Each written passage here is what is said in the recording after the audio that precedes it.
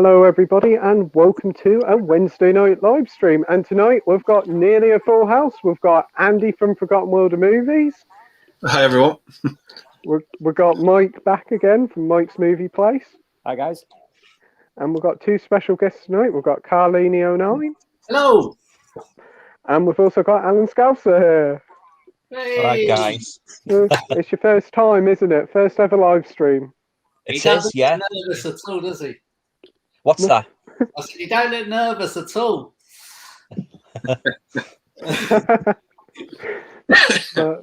We'll all have a great time tonight. So how we all been doing, and what was the last film we watched? Do you want to go first, Mike? Yeah, the last film I watched, I think you know this one, Andy. I watched The Legend of Billie Jean. Yes, yeah. I know that film, yeah. Yeah, that was, I enjoyed it. It was a good film. Yeah, it's a good film. It's a good film. Good soundtrack as well. Yeah, Helen Slater and Christian Slater. It's Yeah, a good movie. Good. Yeah. Ooh. What about you, Carl? This one here, Edge of the Axe. That's a good one. Yeah, I watched that last night. Yeah, it was good. There was a lot I did like about it. I've got a question. There's one of the I'm not going to try and give too much away, but there's a particular scene where a woman's getting hacked to death in the train yard, and the killer shows his face. But I'm not going to give too much away. I can't really. But if you've seen the film, you'll know how it ends. I didn't get that bit. But don't worry about it. Move on because I'm going to give you. I'm going to do that. Yeah. But you enjoyed it? Yeah, it was good. I love those Arrow movies. About an hour and a half long. It's You with the Arrow films, there seem to be a random pick. You pick them out of nowhere, and you might actually find a really good hidden gem.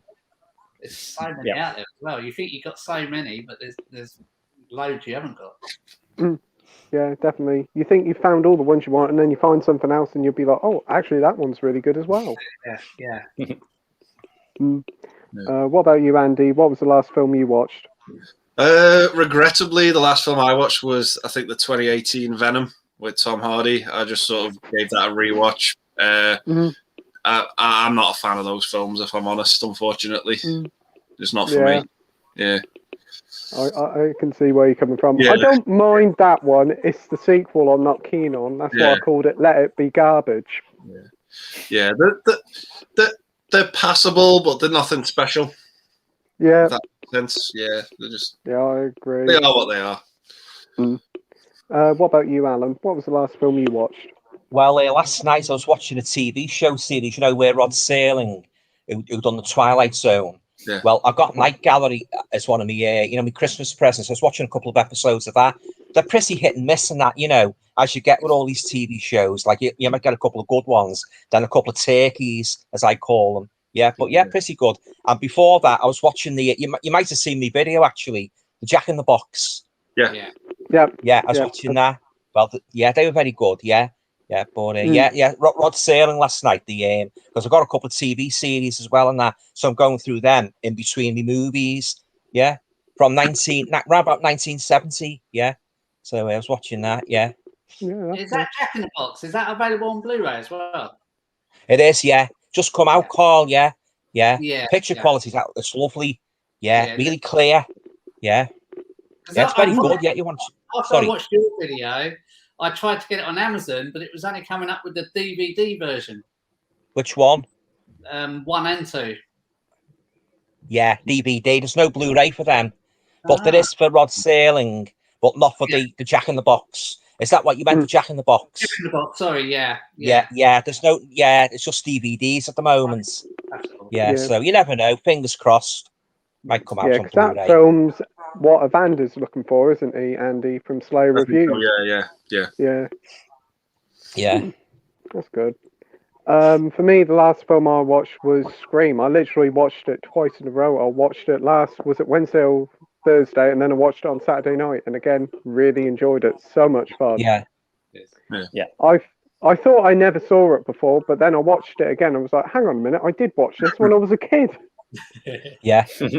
Yeah, that was really good. I definitely want to watch Scream 2, 3, and 4, and then when this new one comes out as well. Yeah. Yeah. What was I going to say? Alan, do you want to talk about what your channel's about, as you've never been on the live stream before? Oh yeah, my YouTube channel. Yeah, it's basically review movies and that, talk about books, pickups, the usual stuff. And so as Carl most probably attests to this, when I don't like a movie, I really say I don't like a movie. I did stop short of swearing actually, although a couple of times I felt like movies, books. That's generally the main two things, and that yeah. That guy there is so in control when he reviews a movie. Honestly, there's no cuts. He will tell you exactly. I cut my videos all the time. Alan will go straight away through, tell you exactly how he doesn't know. I really don't know, but Well, when I first started, like I was a little bit hesitant. I thought, well, is this really worth it? But I thought I'll give it a go. And I was surprised how the subscribers grew and grew. So so I'm going to keep on. I'm going to keep on the journey. So just see how it goes. Yeah, and it's a good pastime. Sorry. That's what you have to do when you first start YouTube. And I joined your YouTube channel. You were under 100 subscribers, and to watch it grow, is absolutely. I've said it before. It's absolutely fantastic. And the whole community, everybody is on a journey, and you've made so many friends. In the community. It's just brilliant. I've kind of done a video for this week talking about that, and it's absolutely brilliant. Oh yeah. I'm really made up, made some good friends on here, so I'm going to continue, for as long as I can. Yeah, and it's great getting together. Say this is me debut, so it's sort of like I'm sort of like breaking myself in, really. Yeah. How are you coming through with your sound? Because there's no interference. It's perfect. Oh, great. Yeah, I can hear you in various degrees, so but there's no sort of like strain in my ears. But it's okay. Yeah. I left these off anyway, so I took a chance on that. Yeah. Fantastic. Yeah, it sounds great. Yeah. Because I did watch your review for Candyman and Malignant, and you weren't big fans of them, were you? Oh God, I know. Yeah, I prefer. Yeah, in regard to Candyman, I preferred the original. Tony Todd. I agree as well. Yeah, a lot of these horror movies, they're a bit of a hit and miss. Sometimes you go with them with a lot of expectation, and sometimes you'd be disappointed. But other times you might think, oh, this is going to be rubbish, and it turns out to be good. So as I say, they're hit and miss. A lot of these movies. Yeah. I like a lot of the low budget ones as well. The British indie horror. I like them. Yeah. There's quite a few gems among them. Yeah. As I said about the Jack in the Box and that. Yeah. And I put the Humpty Dumpty one on as well. I see that. I'll have to watch that one. Yeah. Well, apparently they're going to make a sequel to that, which I think it's next year actually. So, yeah. And he's a brilliant author as well.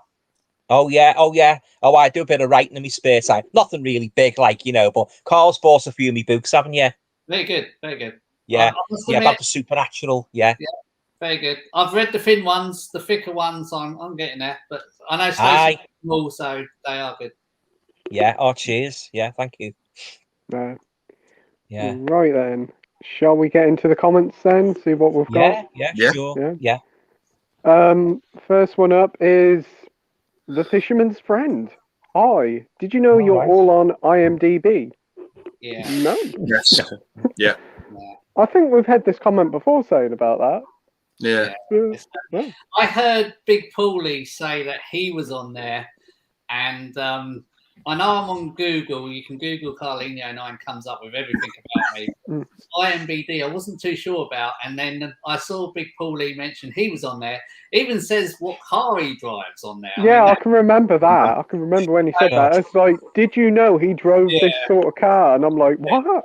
So Stacey had a check on there to see if I was actually on there, and apparently I haven't looked myself. Apparently I am, and it says he has a YouTube channel, but it doesn't go into great detail what car I drive or anything like that. So I should think for me it'll say, did you know he always wears a hat on his videos? You know what? I never even noticed that. That's favourite. Yeah. Next up, we've got The View with Drew. Hey, what's up? Thanks for joining, Drew. Hi, Drew. Hope you're doing well. True. Yep. We've got Matt Harwood here. Evening, gents. Evening, Matt. Thanks Hi, for Matt. joining. Right.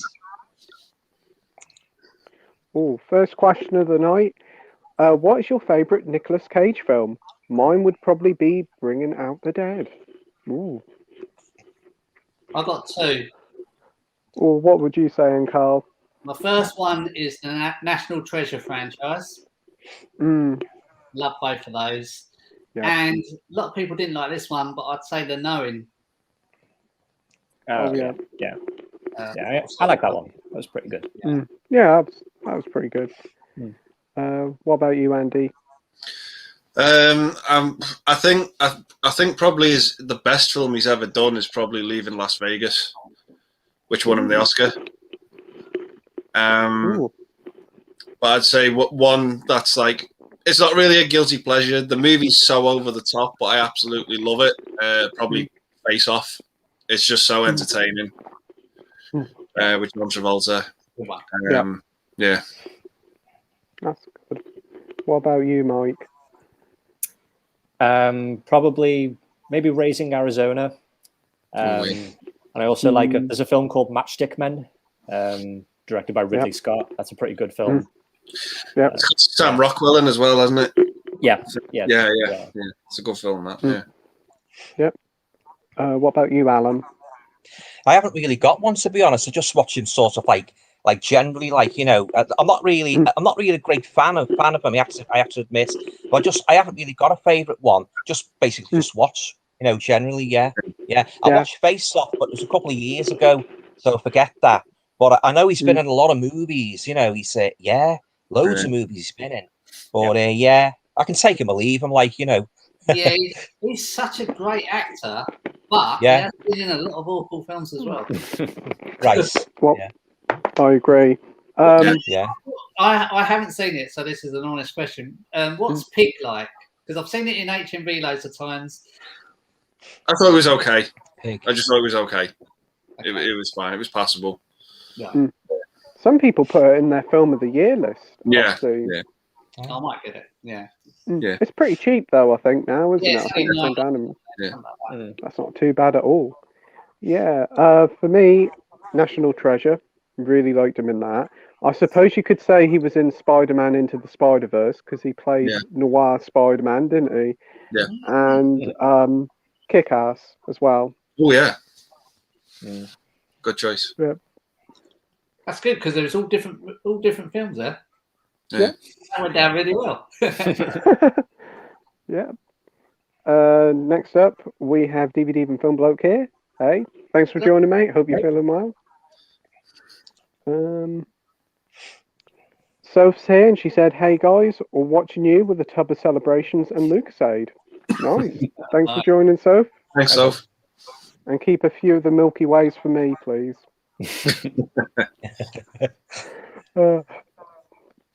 Matt says Mike deserves more subscribers. Great channel. Completely agree with you, Matt. Oh, thanks, Matt. I mean, I'm still a newcomer, so there's still time. Soph says Andy's looking handsome. Sweet Defo has a crush on you. Okay. Thanks, Sweep. Yeah. We have Stacey here. Hi, everyone. Great to see you all. Hi, Stacey. Thanks for joining. Stacey. Hi, Stacey. I don't know why I'm saying that. She's only next door. Edward's here. Evening, everyone. Hope you're all doing well. Are you guys going to see Scream on Friday? Yeah, I'll be seeing it on Friday. Midday showing, I think. Midday showing. Wow. Round here it's like about 8 o'clock at night. It's really late showings. Yeah, there seems to be later showings, but I'm going to try and watch it, and I'm hopefully going to try and do a review for it and get it uploaded. Oh, that'll be good. I look forward to watching that. What about you, Carl? Well, I'm going to start something because I've got some carers in Friday night to look after the boys. Obviously, they've got learning difficulties, and so I'm all set to go. Somebody don't want to go.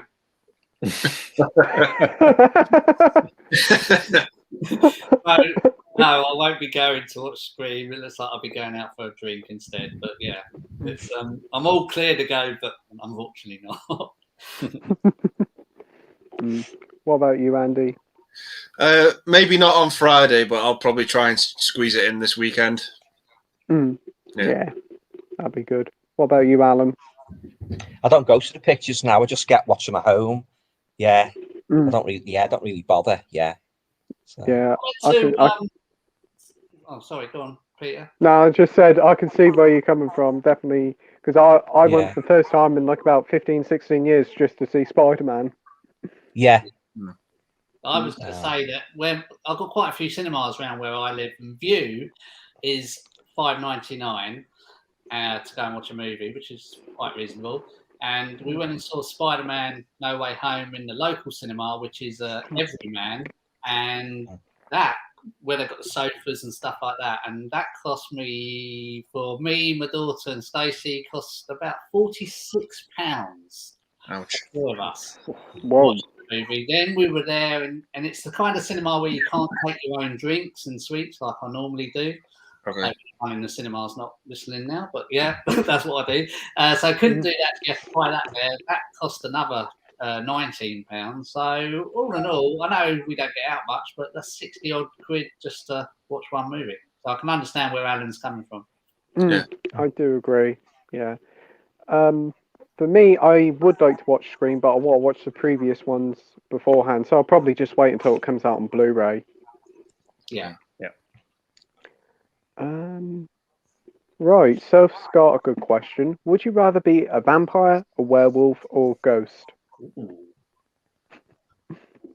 Ooh, who wants to go first? I think I would like to be a vampire. I quite like biting people's necks. That'd be quite nice. The werewolf side of things, if someone upsets you, you're going to have to wait till a full moon to get revenge. Yep. And the ghost, you'll just be going through things, trying to pick things up, like some celebrations and that, and you won't be able to, and it'll be upsetting. Yep. What about you, Mike? Probably a ghost. I mean, I think if I was a vampire, I think I'd miss daylight too much. What about that? And a Just werewolf, have an umbrella. Yeah. And being a werewolf, it would just be inconvenient if you're going about your normal routines and then all of a sudden you just turn into one. So I'd probably just have to say a ghost because I think it'd be fun to haunt people. Yeah. What about you, Andy? Yeah, I'd have to say ghost as well. I think it would wind me up too much being a werewolf. With it changing all the time. And a vampire, I like garlic too much. Yeah, I couldn't give that up. What about you, Alan? Well, after careful consideration, I think I'd opt for a ghost. Just think of all the money you'd save going all around. If you could go all around the world as a ghost, you'd be saving millions on holiday fees. It'd be sort of like in Star Trek, where you sort of like go from one place to another. Think of the money you'd be saving. Yeah. So probably be a ghost. Yeah. Yep. Good choice. Yeah. For me, I'll probably be a vampire. Yeah, I think vampires are probably the most coolest. I don't think I'd want to be a werewolf after hearing what happens in Wolf Cop by Jason. Oh, God. Oh, yeah. Yeah. Werewolves are very tortured souls, as the Universal movies attest to, They hate being werewolves and that, Yeah. I think that'd be the worst one to be a werewolf, yeah. And I think you've also got to have a spare set of clothes with you every time you go out. Oh, God, yeah. Ripping your shirts all the time. Like the Incredible Hulk when he got angry and, his shirts had ripped. Must have cost him a fortune in shirts. You ever seen the Incredible Hulk, the series? Yeah. Great series. Bill Bixby. Yeah, I've seen some. Right. DVD Fun Bloke says, did you get a haircut, Andy, or was it just me? Yes, I did get a haircut at the weekend. Yes. Yeah. Soph says, Alan, I love your accent. Don't call me Scouser for nothing. I'm surprised how many YouTubers actually come from Liverpool. Yeah. There's loads. You've got 3 on tonight. Yep. Yeah. It's amazing. You got because Movie Worm as well, isn't there? Yeah. Movie Worm. Yeah. There's so many. There's too many to mention. You know.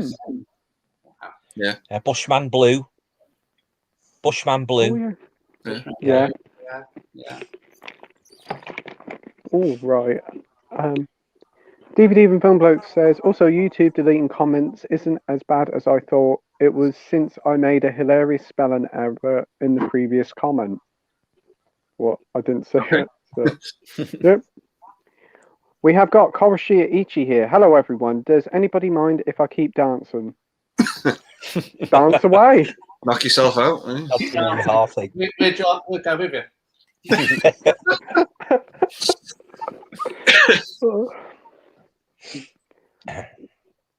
Soph says, I love Scream, defo becoming one of my favourite horror films. And also for a certain someone in it, I know. Yeah. Matthew Lillard. Yeah. It's a lot of fun, that film is. Yeah, I love stuff. DVD Even Film Bloke says, I've got some new Blu-rays to get through, including the Rambo films. The last film I watched was the original Total Recall. It was brilliant. Yeah, fantastic film. Yeah, absolutely. I haven't seen the remake. I don't think that's very good, though, is it? I've not seen it. Remake. I've no desire to see it. No, do not see the remake. Do not see the remake. Keep to the Arnie one. Yeah. What about you, Alan? No, I'm not a fan. No. Well, it's got a woman in there with 3 boobies. Yeah. Not a pretty sight. I don't think I'd like to see that.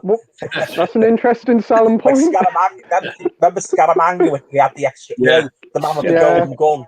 He had the extra nipple. Yeah. Remember that? That was a big thing. Okay. Hey, trust me, those 3 boobies were a big thing. And it is. Brilliant. Soph says, Koroshia Ichi, my chicken love, hey, I'm in the mood for dancing, haha. Yeah. Koroshia Ichi says he'll be back when the beat slows down. Brilliant. Stacey says, that's a difficult one, Sophie. Werewolves and vampires kill people, so I say ghosts in the hope I would cross over somewhere nice. Cool. Good answer. Soph says, I'm coming back to YouTube, so would love to be on more live streams, Pete, if you'll have me. Of course, you're welcome anytime, Soph.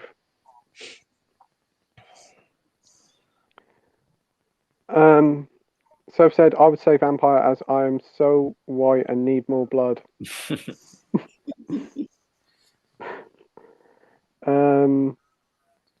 Right, we've got Peter here, standing silence. Sophie, I would rather be a ghost. Then I could walk through walls and spy on people or do whatever I wanted. I think I'm changing it now. I want to be a ghost now. I've judged everybody with all the comments that have come in, and you guys as well. Definitely, I'm changing the ghost. Yeah. Soph says, I love Carl's shirt. Is it Scooby-Doo? It is. That is great. Jackie?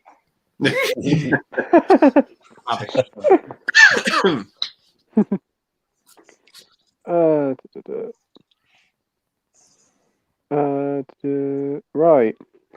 Stacey says Carl has a Scooby-Doo mask as well. What? Do you? It's a Scooby mask. I have. That's awkward. Yep. Soph says, yeah, Stacey is your wife, isn't she, Carl? Yeah. Face mask. Face mask. Oh, I do. Yeah. Hold on, I'll be back. Brilliant. Stacey says, Alan, you have a new book out. Well, I'm working on one at the moment, Stace. Yeah, so fingers crossed it should be ready soon. Ooh, that's good. Yeah. So what's your books normally about, and is it about like paranormal stuff? Normally I'm very interested in the supernatural, as you know, and I write about true ghost stories. I mean, we've had experiences ourselves, my family. I mean, for instance, my mum used to work in a haunted cake shop in Birkenhead, and all sorts of strange things happened because it was built on old ground. And I like I like the horror movies and that. So anything true, really, true supernatural, actual cases. And I also I've done a couple of Hammer books as well on the Hammer films. Anything really. I haven't said that. Anything really. What I think. Oh, that'll make a good subject for a book. Yeah. So I enjoy it, liking that. I enjoy doing all the research and that. And then once I've got everything in order, I just type it out there and just put on Amazon. Yeah. It's a good pastime. Yeah. Yeah, but my number one aim is to write a full-length novel, which takes a hell of a lot of self-discipline, because you've actually got to force yourself to sit at the keyboard and do so many words. But a novel is the number one aim. Yeah. So Stephen King, for instance, I mean, the size of his books, they're like that. They're like door stoppers. Yeah, they're proper thick ones. Yeah, oh yeah, massive, yeah. And the one where Under the Dome, where the Martian was up in the sky, that's a whopper. That, yeah. I don't know how he does it. Like, I don't know, he finds the time to write all those books, and his son's writing them now as well. Joe, he started writing novels. Yeah. So yeah, oh yeah, I love writing. Yeah, yeah. You've got your mask on, Carl. You were just about to drink with it on. Oh, it's got his mask on. I was thinking full mask. Yeah. Yeah. Great mask. This is the way I like it now, so it's a Scooby mask. So yeah, Alan's book, we have strange stories. On the sea, yeah. That's things that happened at sea, true stories from the archives. Yeah. Oh, wow. Very impressive. Thank you. Which I've read, and that only took me about 2 minutes. Oh, the UFOs. We've got UFOs. Yeah, that's right. Yeah, thanks. And the last one, which I'm still trying to get through, 200 stories. That took me a while. Yeah. Yeah, thanks for that, Carl. But they are good, yeah. So. Yeah. Oh, that's really interesting. Yeah. Yeah. So how many books have you wrote altogether, Anne? Oh, quite a few now, because I started off doing the Kindle ones, then I moved on to the paperbacks. Oh, I'd say, I think I've lost count. Must be I think it must be over 20 by now. Yeah, I'll have to go on the Amazon author page and do a countdown. Yeah, I don't know if I reach 100 though. Have you noticed an increase in book sales since YouTube or not, or not really? It's fluctuated basically, Carl. Christmas is usually a good time, but then it sort of tails off. Then it just depends, really. Yeah, it fluctuates. It's up and down all the time. Yeah. But a couple of people, like, I presume who've watched my videos, have bought me books. Yeah, so it's a good thing, really. Like, yeah, it's something what I like doing. You know, but I love talking about movies and that, and it's good if people like what you're doing. You know. Yeah. That's cool. Stuff says she's innocent. Yep. For some reason, Koroshi Ichi is God. Right. Peter says, Sophie, yes, I imagine being able to sneak into just anywhere and then focusing and moving stuff just like Patrick Swayze in the movie. Yeah. Matt says, are the Scooby mask on Carl? Yes. Put the Scooby. He has done. Peter says, Rumblefish is supposed to be good. Haven't seen it yet. Cage is in that one. Rumblefish? Yeah. Never heard of that one. I've seen that. Matt Dillon. Oh.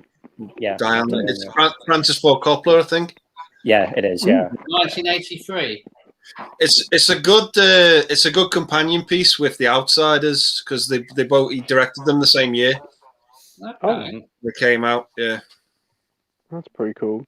I know there's this new one that's coming out this year where he plays himself in like a sort of self-aware film. Have you seen the trailer for that? No. No. No. No, or I can't remember what the title is, but if Ryan's in the chat, he'll put it in the comments. Yeah. DVD Phil Bloke says, "Oh yeah, I would go for Face Off. Brilliant film. Yeah. I like Con Air as well. Never seen Yeah. either of them. Never seen them. Well, Connor, you'll probably pick up in the Poundland. Or Yeah. now. Koroshi Ichi says, "Leaving Las Vegas is a great movie indeed." Oh yeah, yeah, it's superb, that film. There's one where he plays twins as well with Meryl Streep called Adaptation. That's a good one. Yeah.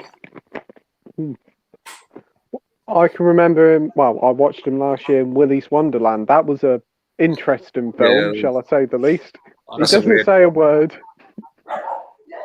Willy's Wonderland. Yeah.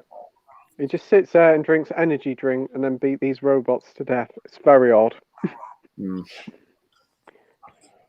The viewer Drew says, "What do you guys think is the worst comic book movie of the last year?" Ooh. Well, thank you. Do you want to go first, Mike? Does anyone want a drink? Sorry. I don't think I've seen enough from last No. year to really say. I think the only one I've seen is the Spider-Man one, and I can't really say that was the worst because that was actually pretty good. So I don't know. What about you, Andy? I put myself on mute for some reason. I wasn't a fan of Let There Be Carnage, and I wasn't really a big fan of Eternals, if I'm honest. They're not awful. They just didn't do much for me. Yeah. You know, they were just disappointing. I agree. I haven't seen Eternals yet, but I've heard a lot of polarizing things. Some people love it. I think Big Paulie's put it in like one of his films of the year, but a lot of people say it's like very boring and very slow. Yeah. It's one of them. You know, it is a Marmite movie. You know, you're gonna love it or you're gonna hate it. I thought it was Marvel's Blues Brothers pretty much because it followed the same beats of let's get the band back together. It was that type of movie, and it wasn't really much more than that for me. It was just very bland. I just didn't get much out of it. No, thank you. What about you, Carl? Me, I haven't really seen a bad one for 2020. I couldn't get into the series Wonder when I tried. Oh, what WandaVision? WandaVision, sorry, yeah, that's the one. I couldn't really get into that. Daughter loved it, but I couldn't follow it. Yeah. So I'd probably say that if I had to choose. I watched Spider-Man No Way Home. That was really good. Yeah. And the first Venom I watched last week for the first time. Absolutely amazing film. I don't know what the problem is. You all need because you are live on YouTube. Venom is brilliant. Okay. No, honestly. Yeah. I'm looking forward to the second one, even though I've heard bad things. Yeah. What about you, Alan? I haven't really seen any, to be honest, Pete. Don't really watch all that many comic book. When I was a kid, I was absolutely mad on Marvel and DC and that. I liked all the series, you know, Batman and that, and the Spider-Man, you know, the Spider-Man cartoon that used to be on. I've got a couple of Spider-Man movies in my collection, and Carl sent me one, didn't you? Yeah. So I've got loads there I haven't watched yet, so I'm working my way through them. But yeah, I don't really watch all that many comic book films, to be honest with you. So I couldn't really comment on that. That's okay. For me, probably the worst superhero film last year was definitely Venom: Let There Be Garbage or Carnage. Yeah, I've seen trailers of Venom. Yeah. Yeah, Special the biggest problem is with it is that it's only 90 minutes long, and it feels like it should have been like 2 hours and a little bit longer because there's a story there that needs to be fleshed out more. It's just a 90 minutes worth of action and it just doesn't really work. Yeah. From the trailer point of view, it just seemed like a comedy. Which how can you? Yeah. Comedy. There is some really heavy comedy elements in it. It doubles down on the comedy from the first film, and it just doesn't really work for me. Yeah. I don't know whether to buy it now because I'm gonna pick that up probably tomorrow. The first Venom's on 4K because I got it for $9.99. Do I get it again in 4K so it matches, or do I go Blu-ray or thing? Because I don't know. I keep mine 4K separate to my Blu-ray. That's the thing. I mean, you might enjoy it. I know a lot of people have actually enjoyed it. Yeah.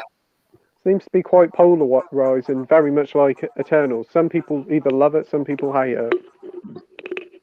Do you keep your 4Ks together with your Blu-rays or separate? I don't collect 4Ks. I used to, but now I've just kind of thrown them all like together in one. Yeah.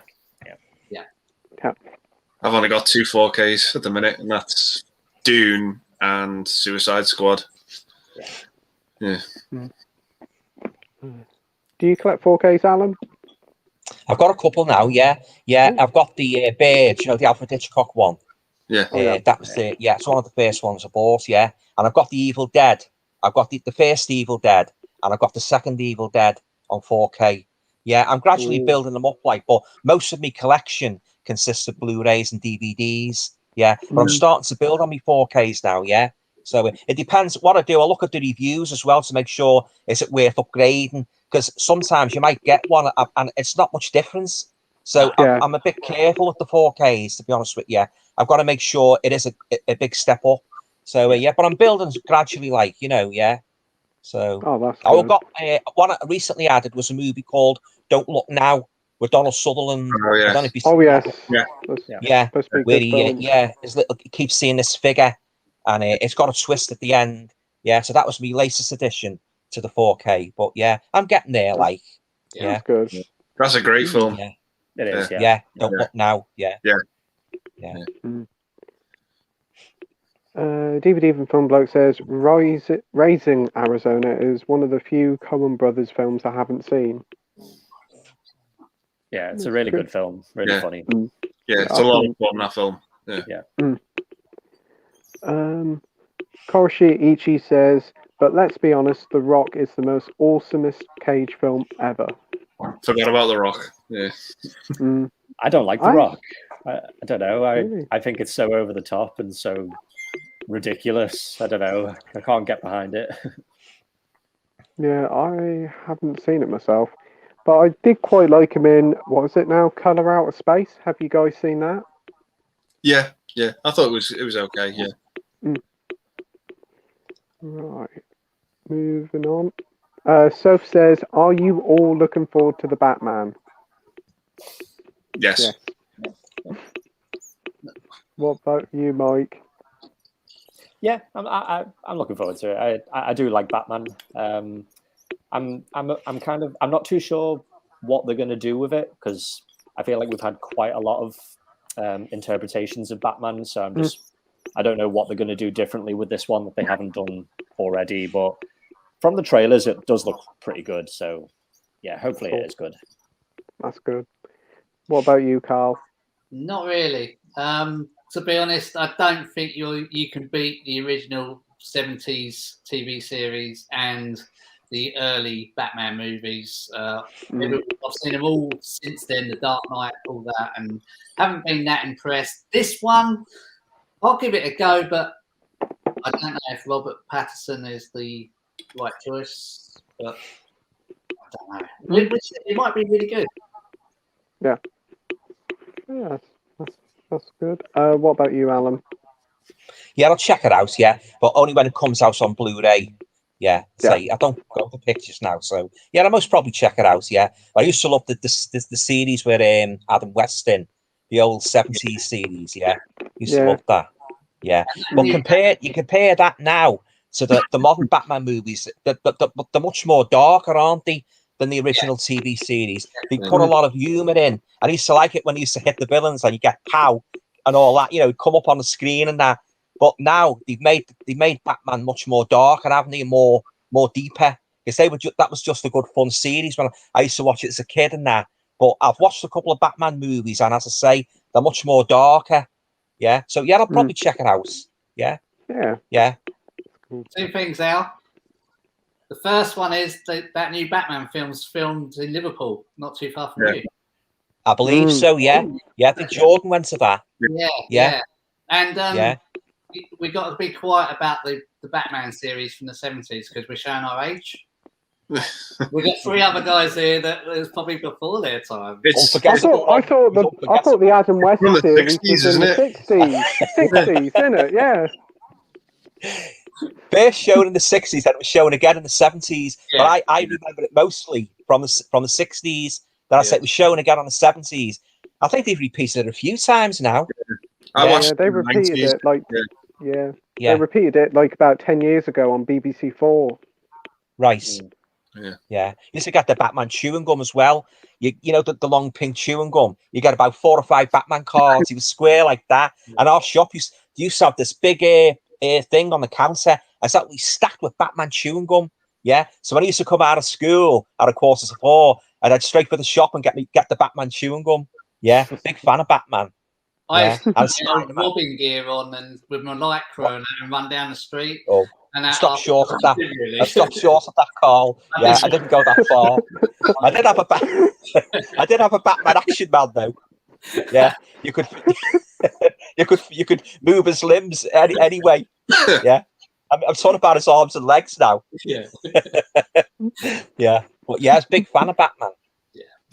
Yeah, that's cool. Right. Stacey says she's not a massive Nicolas Cage fan. Yeah, cool. He's not for everyone. No, definitely. Pete says the last Nicolas Cage movie I watched was It Could Happen to You, also starring Bridget Fonda. I've heard of it, but I haven't seen it. Same. Heard of it, but never seen it. Wild at Heart is good. Yeah. I can remember that one, yeah. David Lynch, yeah. Yeah. Dr. Impossible is here and he says, I'll have to settle with Lynch, Wild at Heart with Cage. Yeah. We've got Scotty Movies here. Evening, guys. Hope you're well. Evening, Scott. Thanks for joining. Thanks, Scott. DVD from Film Bloke says, I saw a video on Nicolas Cage by Joe Blow. I never thought I'd be so fascinated by the acting career of Nicolas Cage. I'll probably check that out.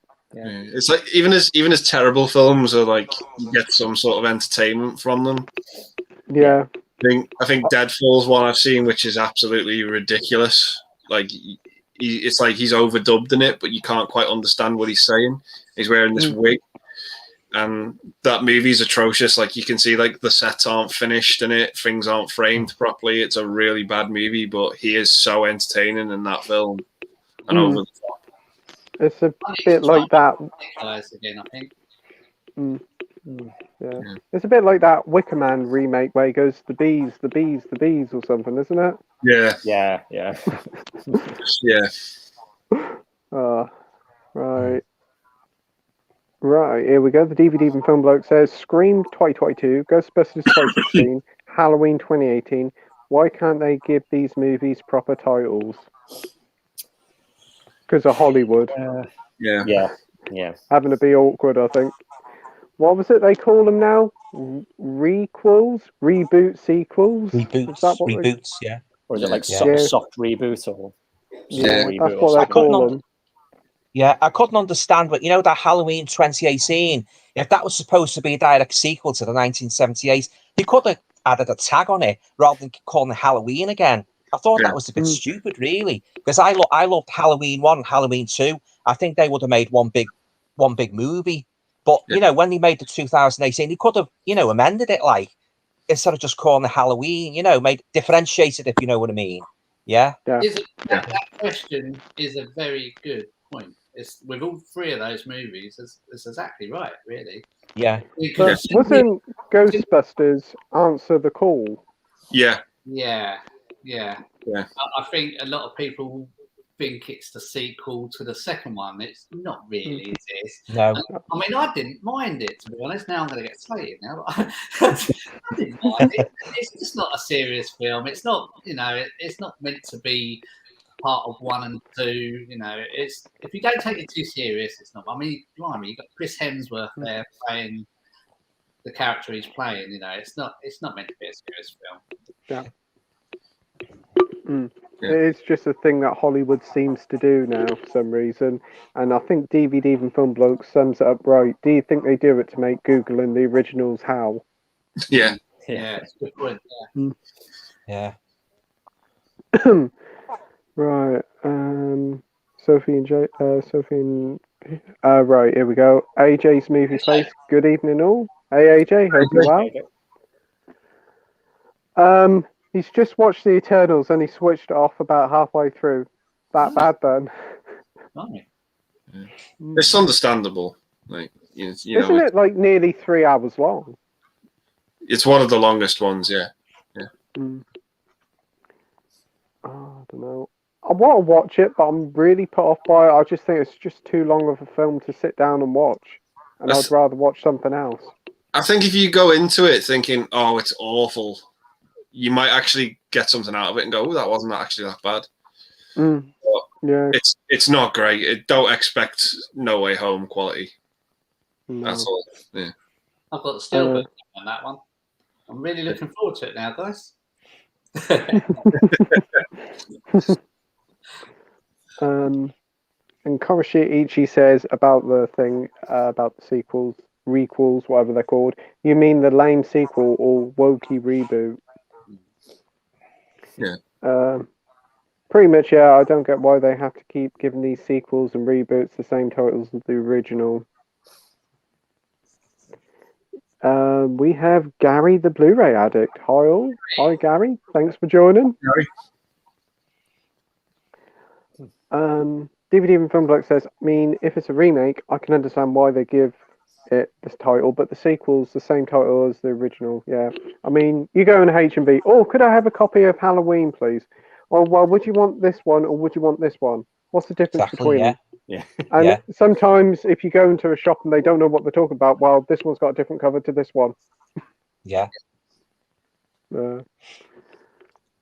Right. We have Jules here. Evening, everyone. How are we all? Carl, you meet one of my best friends, James Millership, or Dudley, as I call him, outstanding man. Really nice guy. Really nice guy. And it was a nice surprise for him as well. I met Jamie Powell on holiday. That was part of what we were going to do down in Hooley. And he said he was meeting James at a certain day. Would I be able to make that particular day? That was the day we were going home. But we did a detour into Bournemouth and he had no idea. And it was a really nice surprise for him. And he is such a nice guy. I'm surprised how tall he is. He's huge. Yeah.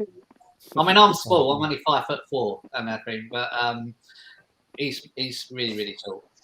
So yeah, but a really nice guy. Yeah, he is really nice. It's always a pleasure to have him on the live streams when he's on. And it's really nice. That's what I say about this community. Everyone you meet who's got their own channels are exactly the same in real life. It's not a false thing in front of the camera or anything. They are exactly what they are. Yeah. When you watch their video. Oh. Right. Gary said, have you watched anything good or bad recently? Probably my last trip to the cinema, I went to see Licorice Pizza and I absolutely adored it. I thought it was fantastic. Yeah. Looking forward to seeing that. Yeah. They don't seem to be. They seem to be doing it in cinemas around here, though. It's only seems to be limited cinemas. I had to go to the independent art cinema because I have an Odeon Limitless pass, but Odeon was not showing it for the life of me. I couldn't find it anywhere, but I really wanted to see it, so it cost me about $12.50 to go and see it at cinema, but it was worth it. I really had a good time with it. One of P.T. Anderson's best, in my opinion. He's really come good on this one. Yeah. I'm really looking forward to watching that because they've announced a Blu-ray version of it with like art cards. Yeah, I've actually pre-ordered that. It's a DVD and Blu-ray combo with art cards, and I pre-ordered it a couple of days It's ago. very odd to see a DVD with a Blu-ray now. You don't normally get that, do you? No, it's a shame. But is that from HMV? Is that like an exclusive? I got it off Amazon. Oh, Amazon. Okay. Yeah. I know it's like 15 quid on HMV. How much is it off Amazon? I think I got it for about 18, but I think when it gets closer to the release date, Amazon sort of really sort their prices out. Yeah. They sort of tighten it up and they give you like a refund or whatever on the difference. Oh, that's all right. So that's good. They're pretty good. Well, and you'll get it day of release. Yeah, I recommend the film to everyone. Though it's worth at least one watch, and if it's not for you, it's not for you. But I certainly had a great time with it. Yeah. Good. What about you, Mike? I watched Wes Anderson's latest film, The French Dispatch, the other night, and I've got to admit I wasn't that taken with it. I'd probably say it's my least favorite Wes Anderson film. It was it's like very Wes Anderson, he's very much his style, his quirky style, but I just didn't really like the story at all. But yeah. What about you, Carl? No, not really. I haven't really watched anything bad. Spider-Man No Way Home I saw last week. Edge of the Axe I saw last night. I haven't really seen anything else because I've got new shelves up behind me, so all my movies were put upstairs in one huge pile, and it was a huge pile. So I lost everything basically while I'm redecorating. So I haven't really watched much. A few TV sort of dramas I've watched, but I haven't really watched many movies. Yeah. What about you, Alan? Well, if it was to name like a big movie, what's been on the pictures and that, I would say *Malignance*. Now, I went into this movie. I wanted to really like it. Now, you've probably seen the review, haven't you? I really wanted to like this movie, and it started off great. The supernatural had all the trappings and that. But when I got to the part where he started doing all the Marvel type action, the interest started to wane. It was like two separate movies. It was like one half was supernatural, then the other half was like a kind of an action, fast-paced movie. I think that's what really dragged it down for me, because I did want to like this movie so much. There were certain parts in it what I did like, but I was going to add it to my collection, but after watching it, I think I'll let it go by. Yeah. So as I say, if it was to name one big one, it would be *Malignance*. Yeah, and then of course it going lower down to the lower budgets, all the ones I've watched recently, like the Jack in the Box ones and that. And the other one I watched tonight, the Humpty Dumpty one, they were pretty good, yeah. But it's a shame about *Malignance*, because I really did want to, like that. You liked it, didn't you, Pete? Yeah. Yeah, I thought it was really good. It was a lot of fun. Yeah. Good jump scenes in there, didn't it?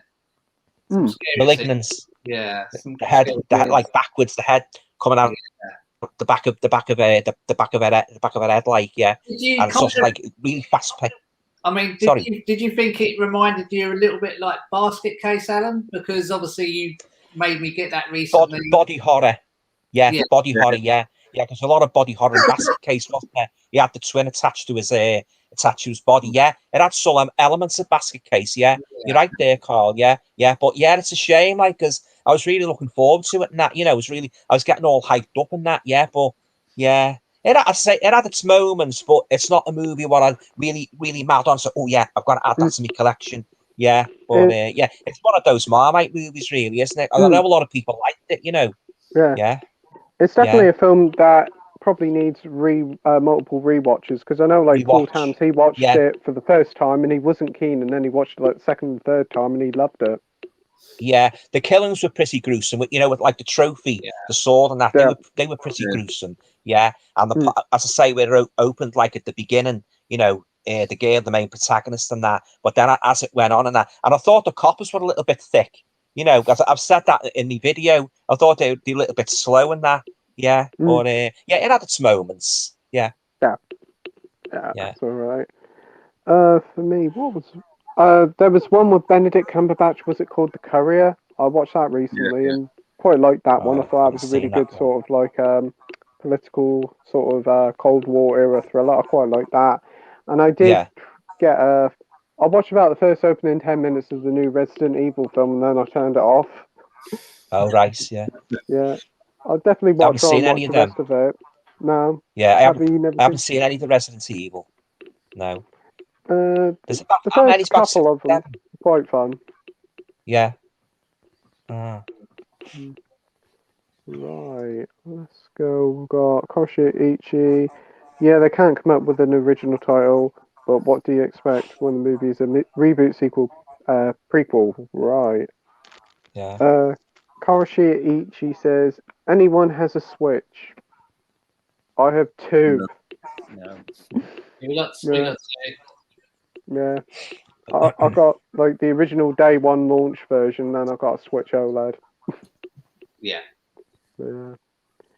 DVD from Filmblock says first it was adding numbers, then daft words, then they just went and fucked it up and decided not to change the title. Koshi says you're a funny guy, I like you. DVD from Filmblock says now thinking of it, Jay and Silent Bob strikes back in regards to Scooby Doo. Okay. Right, we've got Bristolian Dave here. All right, my babbers. Hey Dave, hope you're doing well, mate. Hold up, haunted cake shop. What stream did I walk into?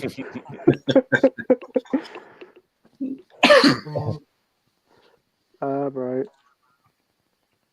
You're welcome as I generally hate people with a passion. Soph says she loves it, Carl, your Scooby Doo mask, because she's a big fan of Scooby Doo. Oh, me too. Lovely face mask, says Koroshi Ichi.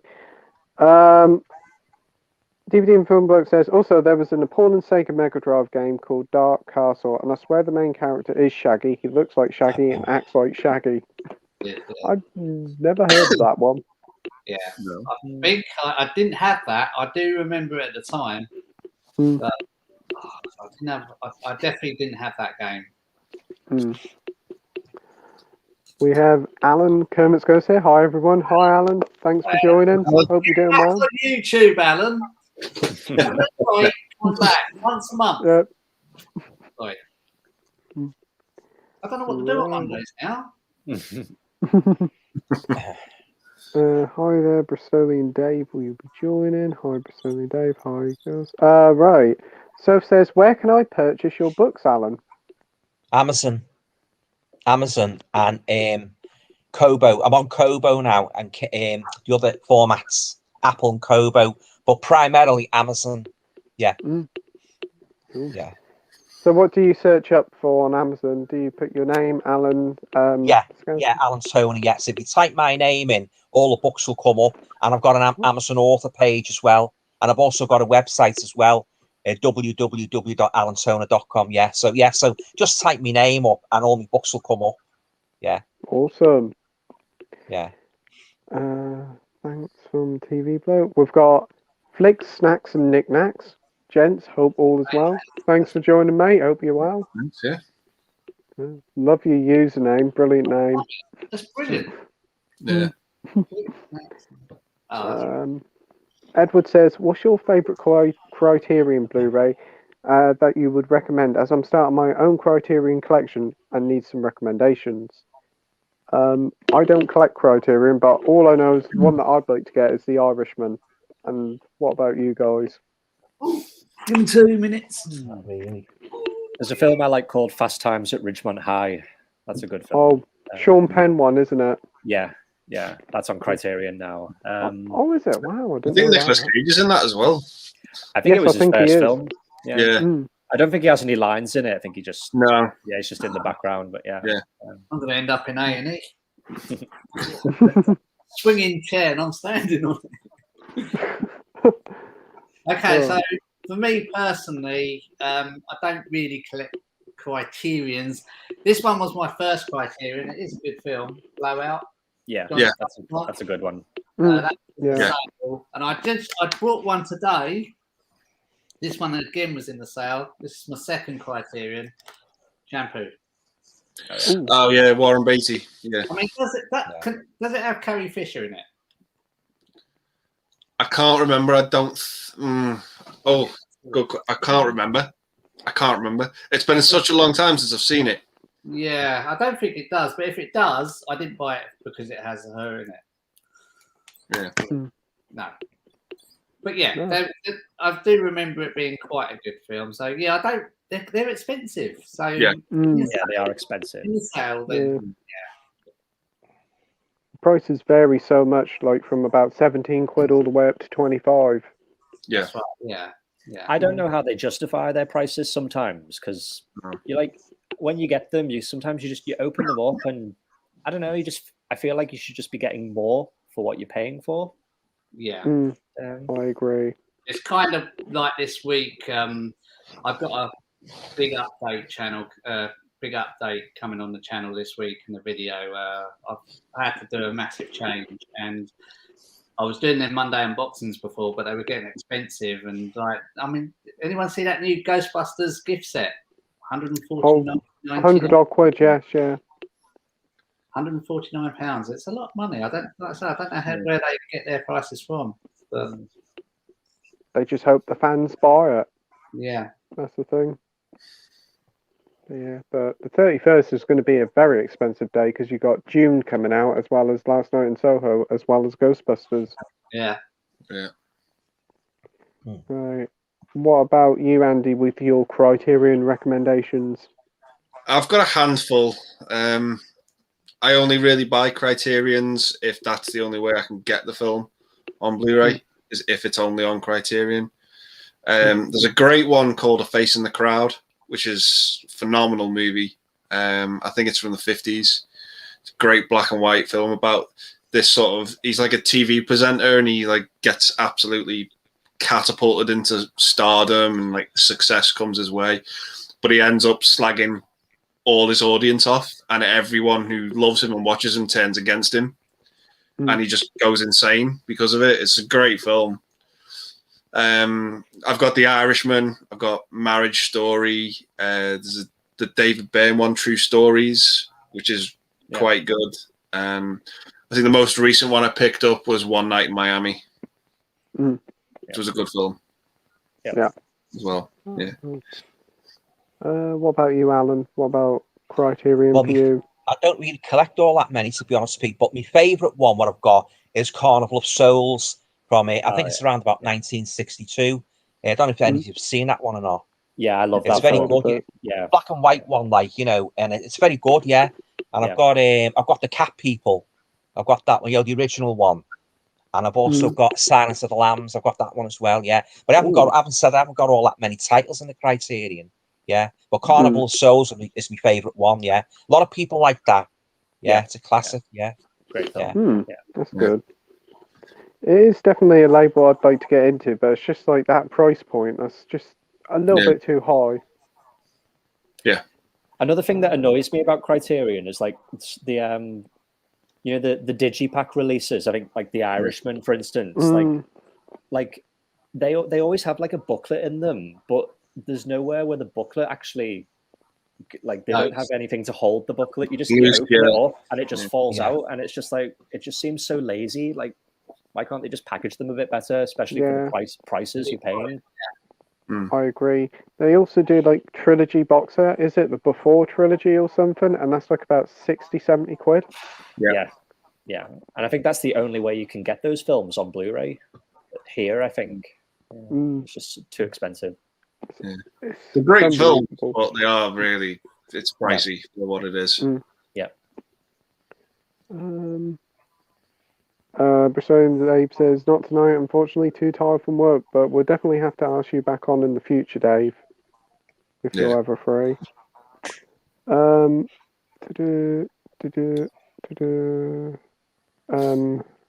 Right. Peter says The Mangler is probably my favourite film Stephen King adaptation. It's so awesome. Have you guys seen it? I've heard years ago. Get it though. Stephen King. I've heard really bad things about it. I've heard it's like considered to be one of the worst. But don't know. I've never heard of it myself. I think Arrow are releasing it this month. Oh, are they? Yeah. 1995. I think it has Robert Englund in it. Yeah. It does. Wow, yeah. Yeah, That's it, I yeah. think I can remember it. Yeah, I've seen the poster about.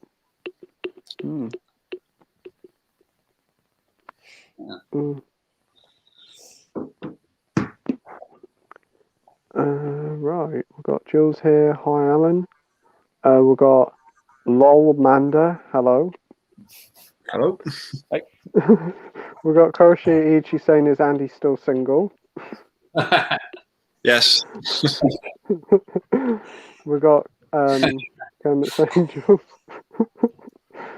Okay. Lol Manda says, what is the most hated TikToker? We don't do TikTok I don't here, do follow we? No. No. I do. Yeah. I joined last week. Did you? When somebody said to me TikTok, I thought, yeah, that's what a clock goes. I never knew it was an app.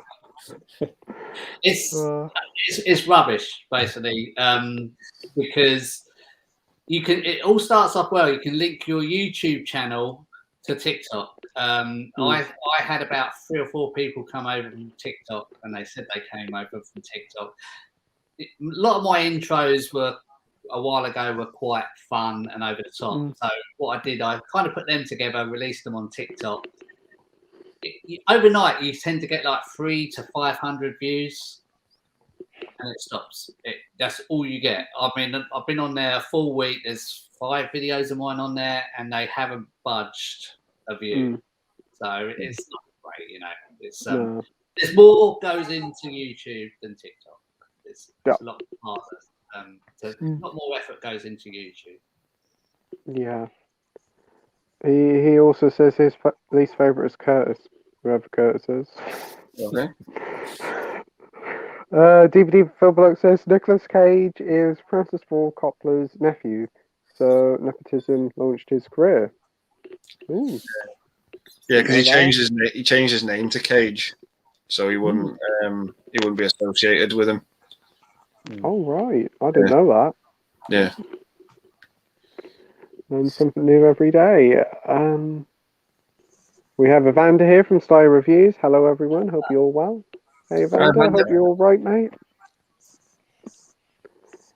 DVD Film Bloke says, in fact, his birth name is Nicholas Coppola. However, he changed his last name after Luke Cage to get out of the limelight of his uncle. Yeah, like what you said, Andy. Yeah. I would have loved to have seen that Superman movie with Nicolas Cage. That was supposed to happen. Yeah. I agree.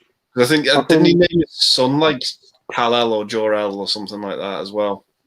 Like I think he loves Superman that much. But yeah, I would love to have seen that film. Yeah, I've seen like all those like behind the scenes bits with him dressed up as Superman. That looked like it would have been good. Yeah. We have Jason here. Hey guys, great to see Alan and Carl on here. Everyone needs to sub to them. Awesome channels. Yeah. Thanks, hey Jason. He's Hope you're well, me. mate. I'll get back to you after this live stream, Jason. Andy is taken by sweep.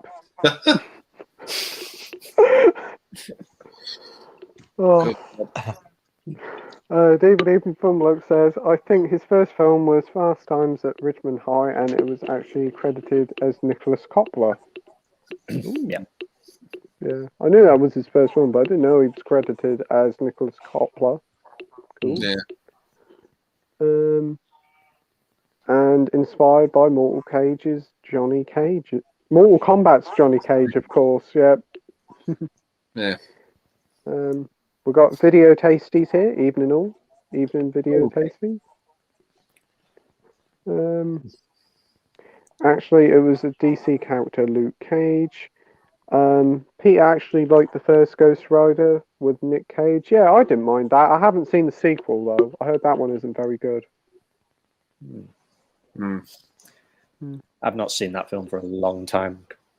I've actually met Ghost Rider in real life. I was at Comic Con this year, and he was there in front of me. It's an amazing outfit, and Yeah. Nicholas was under that. I thought, obviously. Don't spoil it. He was. No.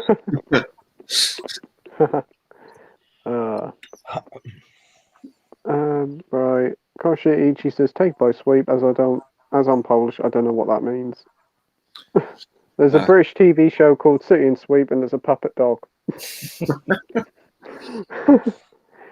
Peter says I would say Black Panther is the worst comic book movie in the last 50 years. That is a good call. I didn't like that either. Yeah, Really? I thought it was pretty ordinary. I think again you have to watch it over again because I think the daughter says she's watched if she knows people that have watched it multiple times and does get better. Yeah. I think it's a visually stunning film. There's some great moments in it. I like Andy Serkis in it when he's there. Yeah, I thought he was really good. Yeah. But yeah, I think it's very in the middle of the Marvel Cinematic Universe. I don't think it's worse. it kind of follows the same beats as Rocky 3, that movie. If that makes sense. Yeah. It's kind of like there's someone comes in, beats him, and then he wins in the end. Awesome. Yeah. Yeah. Awesome. He said his name was Nicolas Cage when we asked him. I believed him. Awesome. For me, it's just like the worst Marvel film for me was just Thor: The Dark World. I just thought I was very boring and forgettable. Yeah, I get that. Yeah, it's very bland. Dark World. Yeah. It's such a polar opposite to Thor Ragnarok. I have not seen that yet. I need to watch that. I wasn't 100% certain on Doctor Strange, really. I wasn't too keen on that at first. Yeah. But I'm going to have to read that after watching Spider-Man. So. Yeah, I enjoyed that one. I thought that one was pretty good. I'll tell you what was the worst comic book movie of all time, or the past 20 odd years, Catwoman. I still haven't seen it. I've not seen it. No. Is that Michelle Pfeiffer? Halle Berry. Halle Berry. Oh, yeah, that one. Yeah. Oh, man, that's awful.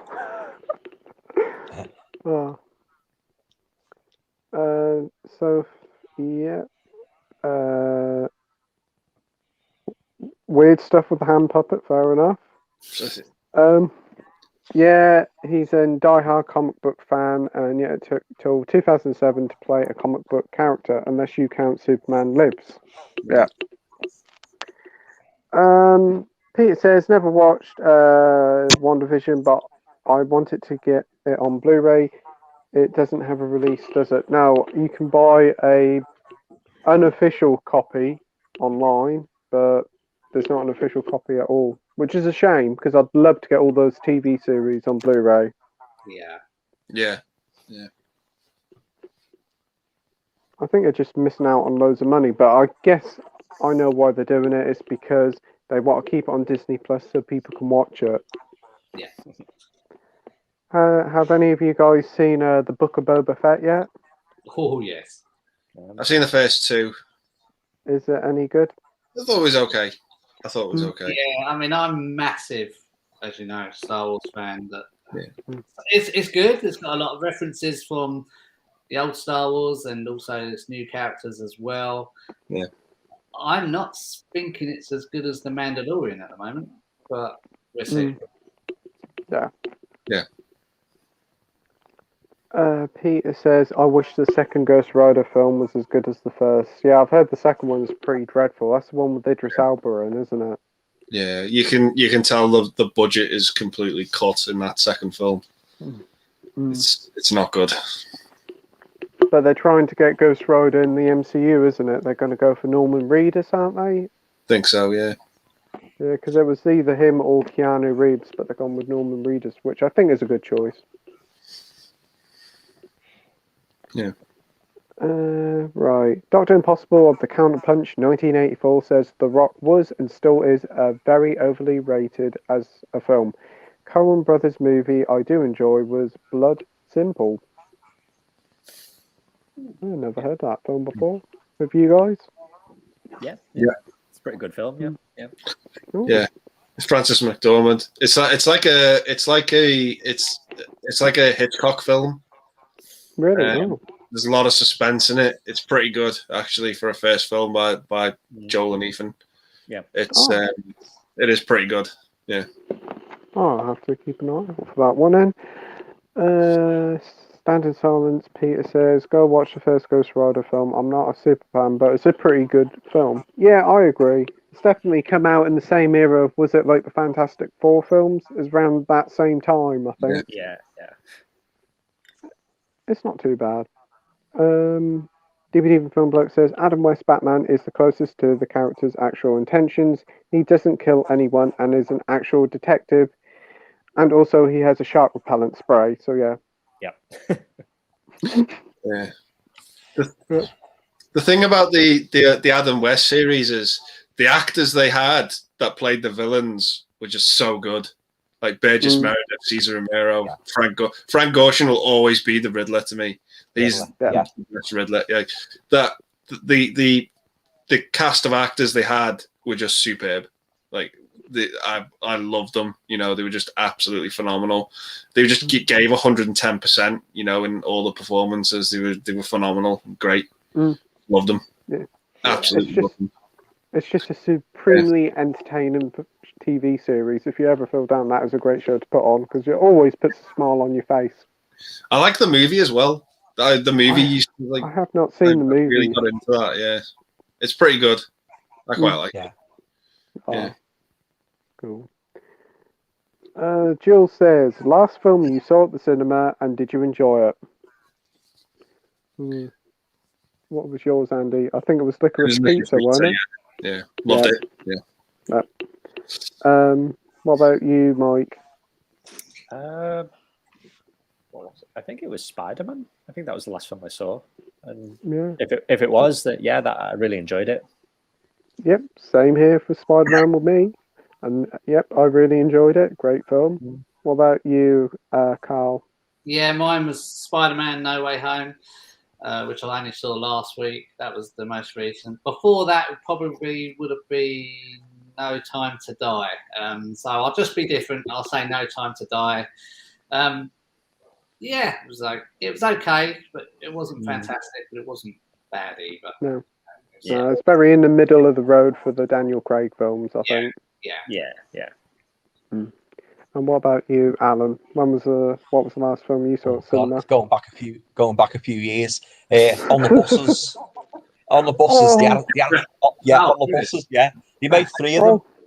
Yeah, I know. On the buses, Mutiny on the buses, and Holiday on the buses, You saw them at the cinema?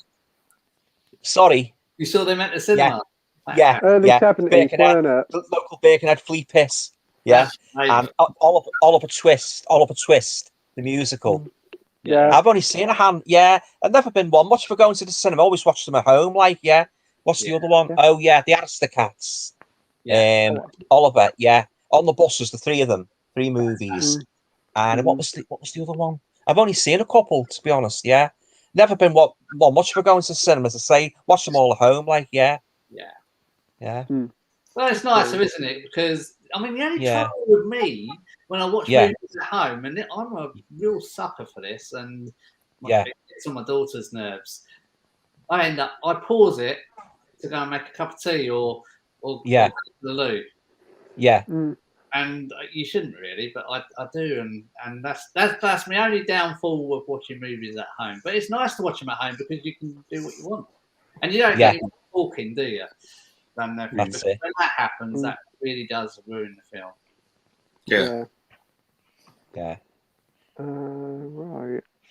Peter says it will not be a waste of your time. That's Ghost Rider. DVD and Film Bloke says, I watched the whole of the 60s Batman show months ago and I forgot just how funny it was. Yeah, a lot of fun. Yeah. Also, the Gotham City Police Force are useless. Pretty much. Yeah. Peter says, I need to get that set on Blu-ray. Yeah, you can get that on Blu-ray, can't you? Yeah. Purple box set, isn't it, with like Adam West on the front cover? Yeah, I've got the limited edition one. Yeah. It comes with the die-cast car and the cards. Oh, cool. Hang on. Yeah. I love that car. That is the best Batmobile. I don't, the new ones, no. Ooh. Oh, wow. That's it. That is cool. Yeah. Oh, It comes, I like that. comes with a car there. Don't know if you can see it. Yeah. But yeah. Oh, I like That is brilliant.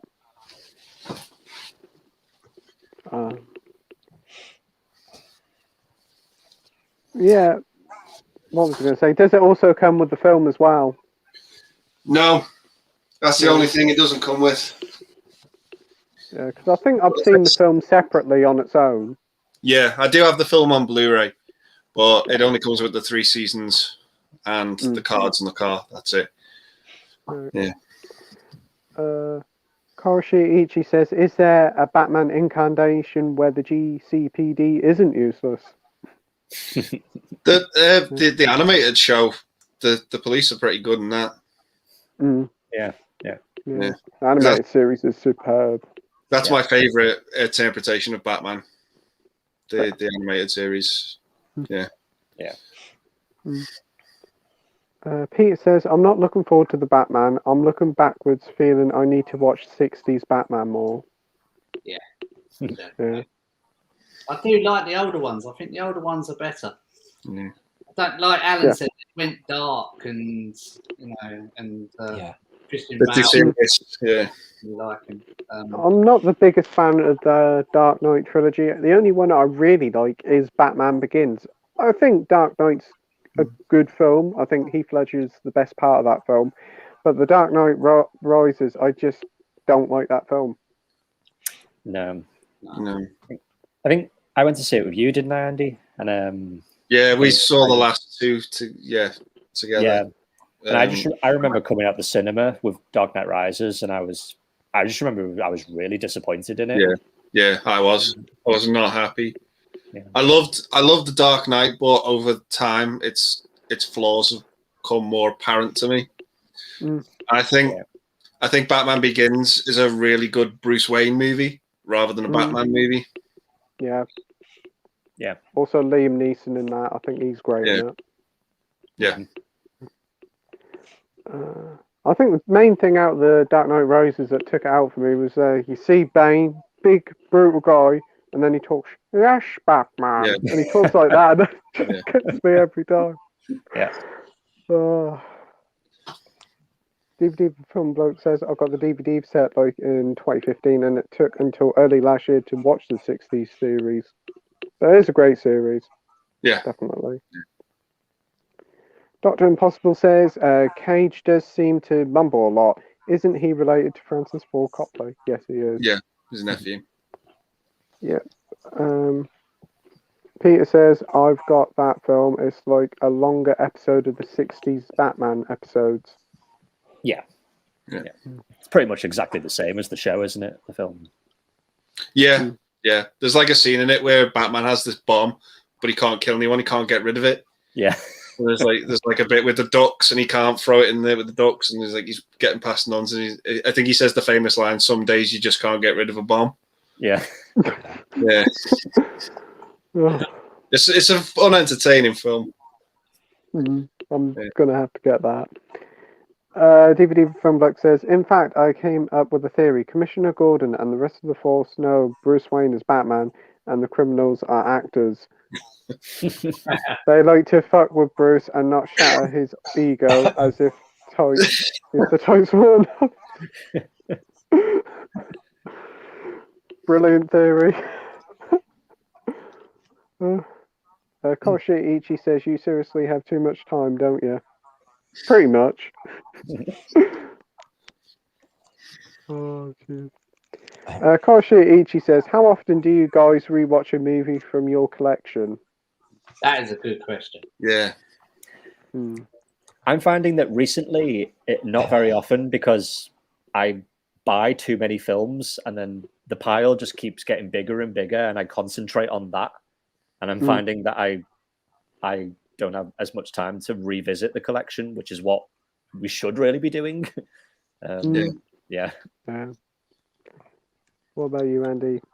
Yeah, I'll have like phases where I'll have like a couple of months of like, okay, rewatch all your favorite ones or films you fancy watching again, and then I'll have a couple of months where it's like, right, okay, take a break from that, let's watch some new stuff, and I'll go through a phase of just watching nothing but new films that I've not seen before, old films, new films, whatever. But when I come back to, I think the one I come back to the most is probably Back to the Future. I can watch that like a couple of times a year, even more. Like I can probably watch it like 6-7 times a year. I think. Yeah, something like that. I just tend to go back to it. It's like a comfort movies, as it were. I've got quite a few comfort movies that I just go back to. They're just easy watches. I just want to pass the time or whatever.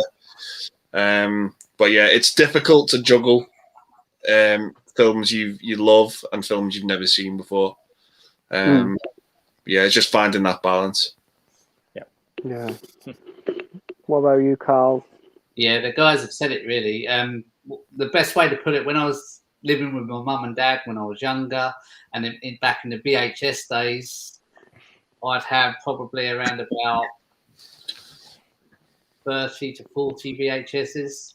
You'd watch them over and over again, the Die Hards, the Ghostbusters, Top Guns. You'd watch them over and over again. Because you're a collector, you start buying movies, and it's impossible. I mean, I used to watch those regular Die Hards, Ghostbusters, Star Wars all the time. And because you have so many, you don't really sort of go back to them, and it's frustrating because you should, but you don't because there isn't enough time. And I mean, I've been in Alan's library, Kermit's Ghost Library, and I don't know whether you've seen the room he's done. It's huge, and I've never seen so many movies. It's like, and he says he hasn't got enough time to watch, which is true, and that, and honestly, you kind of feel why do you collect them? But you've always collected them, from VHS, DVDs onto Blu-rays, onto 4Ks, and it's like the guy said, you don't have it. Once you get a big collection, you stop. We're almost kind of spoilt now with what we can buy, because literally every film in the world is available to buy in some format, and as collectors, you just want to get as many as you can. And anyone out there that says, why do you bother collecting movies? Because there's so many people in the community that are physical media collectors, and I'm all for that. Anyone that says, oh, why do you need to bother collecting them? Because they're all available to stream now. Well, our internet went down a few weeks ago and we didn't have anything, but we did have the movies to watch. So that's why. It's amazing how lost you are without the internet these days. And another thing is, like, when licenses, like for movies, for like on Netflix, or when stuff comes down off Google Play, you've lost them. That's the thing, because there'll be a time where they'll pull the plug and they'll be gone, and all those purchases you bought or had saved are gone. So I went through a stage of buying, the Sky movies. When you can purchase a film, I went through a stage of buying those. I had about 8 on there. I haven't got Sky anymore because it's too expensive, so I've lost the movies. I mean, you buy a film, it's yours forever. You can watch it as many times as you like, and nobody can take it away. And if that same film in years to come gets edited out for various reasons, you've still got that original copy, and no one can tamper with that as well. Agreed. What about you, Alan? How often do you rewatch films? Well, it's usually like the ones I like most of all, like the Hammer movies and the Amicus movies, ones that I basically grew up with, really. And also, I like to watch movies what I've forgotten, what I've watched for about maybe 2 or 3 years, and just dig them out, just like put them on again. But it's usually the ones that I really like most of all. I might get out and watching that. I've got a couple of musicals as well You know, I get them as well. I've got ABBA the movie. You know, the Swedish group. They've just come back again, haven't they? They've just made a new. Yeah. I've got their movie, ABBA the movie, with toured Australia. So I've watched that a couple of times. Didn't even know they did a movie. Yeah, 1977 when he done a world tour of Australia. Yeah, so they just made a new album. But yeah, that's that. I've watched that quite a few times. Just it depends on the mood I'm in. If I want to watch a musical, I'll get a musical house. If I want to watch a horror, I'll get a horror house or a thriller, or a TV series. But it's usually the old favourite to watch mostly. Yeah, the most prized possessions, as I like to call them. Yeah. For me, I have a few that I like to rewatch over the years, typical like Star Wars, Back to the Future, and probably a few horror films come Halloween. But it's mostly just like I buy hordes and I never watch them, keep them sealed, then buy more, and I'm like, what have I bought now? Oh, I've got to watch that. I've got to watch that, and I'm like losing where I am. It's like essentially my collection is like a H&B store shelf because it's all sealed. And you get some people like say they like westerns. I knew somebody once. They watched a western over and over again, and they know every single line in the western. They knew every single line what they said. They could recite it off by heart. They watched the westerns that many times. They knew, I know what he's going to do here. I know what he's going to say here. Yeah, must have watched them over 200 times. Yeah. Amazing. Yeah.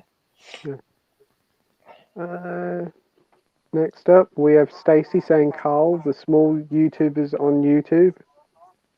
Yeah, I think that's the one she said it didn't come out properly. Yeah. Jill says, Dudley is such a tall guy. Love him to bits. Pete Bullet, Ray Bullet Britt is tall as well. Yeah, he is very tall. Yeah. Huge.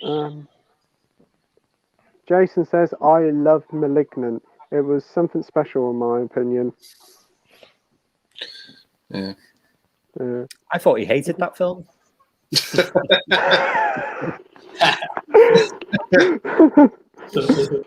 Brilliant. Kashi Ichi says, where you been, Jason? I've been in the shadows watching from afar. Okay, Peter. If I was a ghost, I could mess with Jason all the time. Okay. Don't be too happy.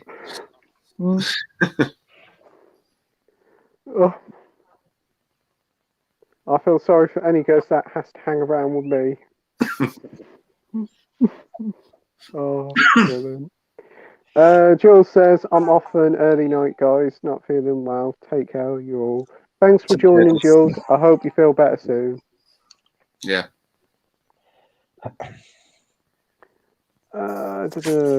Peter says, don't say that, Jason. You're lovely, but maybe there would be other people more excited to mess with. Good point. If I was a ghost, I should probably set my aim just a little bit higher and mess with Leon instead. Yeah. A lot of talking between Jason and Peter. Peter says, is Mondo John here somewhere? No, Mondo. John was here last week, wasn't he? Yeah. Here we go. We've got Keith from Euphoria Pictures. Hey, Keith. Hi, Keith. Now that's a guy with some amazing sets. Yeah, incredible room tour. I did watch his 2 room tours yesterday. Fantastic video. It's bankrupted, but it's amazing. Hello to all. Hope everyone's doing well. Really enjoying the stream. Thanks ever so much, Keith. And I'm definitely going to have to message you to get you on sometime in February. Yeah. Jason saying hello to Keith. Why is Matt V Films never on these streams? Oh, Man V Film. Oh, is that the American guy? Yeah. I'm not sure. I can't remember now. I'm not in charge, so I don't know. I completely took a blank now. I will have to research. Sorry about this, Peter. It's been a funny day. But yeah, Keith's here. Doing great, Jason. Really enjoyed your Steelbook video today. There was a few in there I could do in my collection, particularly the Jungle Book one. Yeah, if you haven't checked out Jason's latest video, his steelbook collection is fantastic. Some really nice ones in there, like Sharknado and the Hulk ones. Really good steelbooks. I like the artwork on them. I watched it earlier. I just watched it just before I come live. Here we go. Edward says, what's your thoughts on the Blu-ray release of the Beatles Get Back on Blu-ray coming out next month? Well, I'm glad it's getting a Blu-ray release. I was worried because it was on Disney Plus, it wouldn't get a release. It's about 30 quid for a 3-disc set. I think you do get some bonus features and probably something else with it, so it's not too bad. But I wouldn't be too surprised there'll be a more lavish, more expensive set, probably closer to Christmas.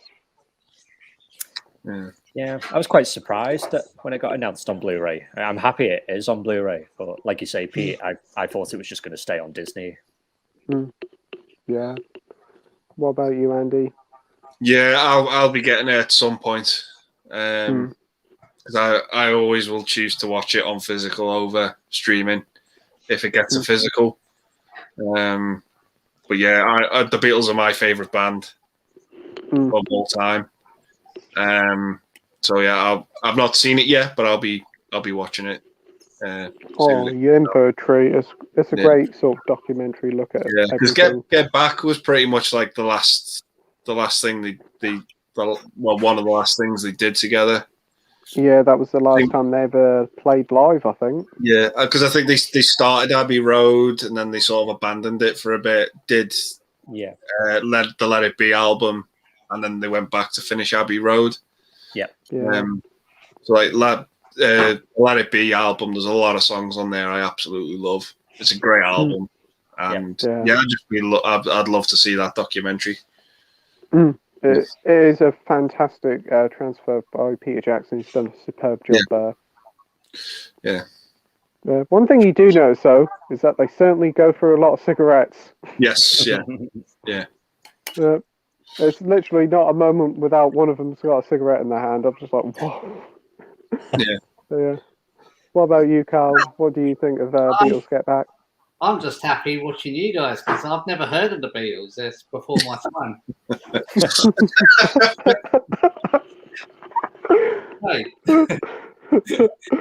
No, I've heard it's meant to be very, very good, and I know Paul from Magpie Movies highly recommended it.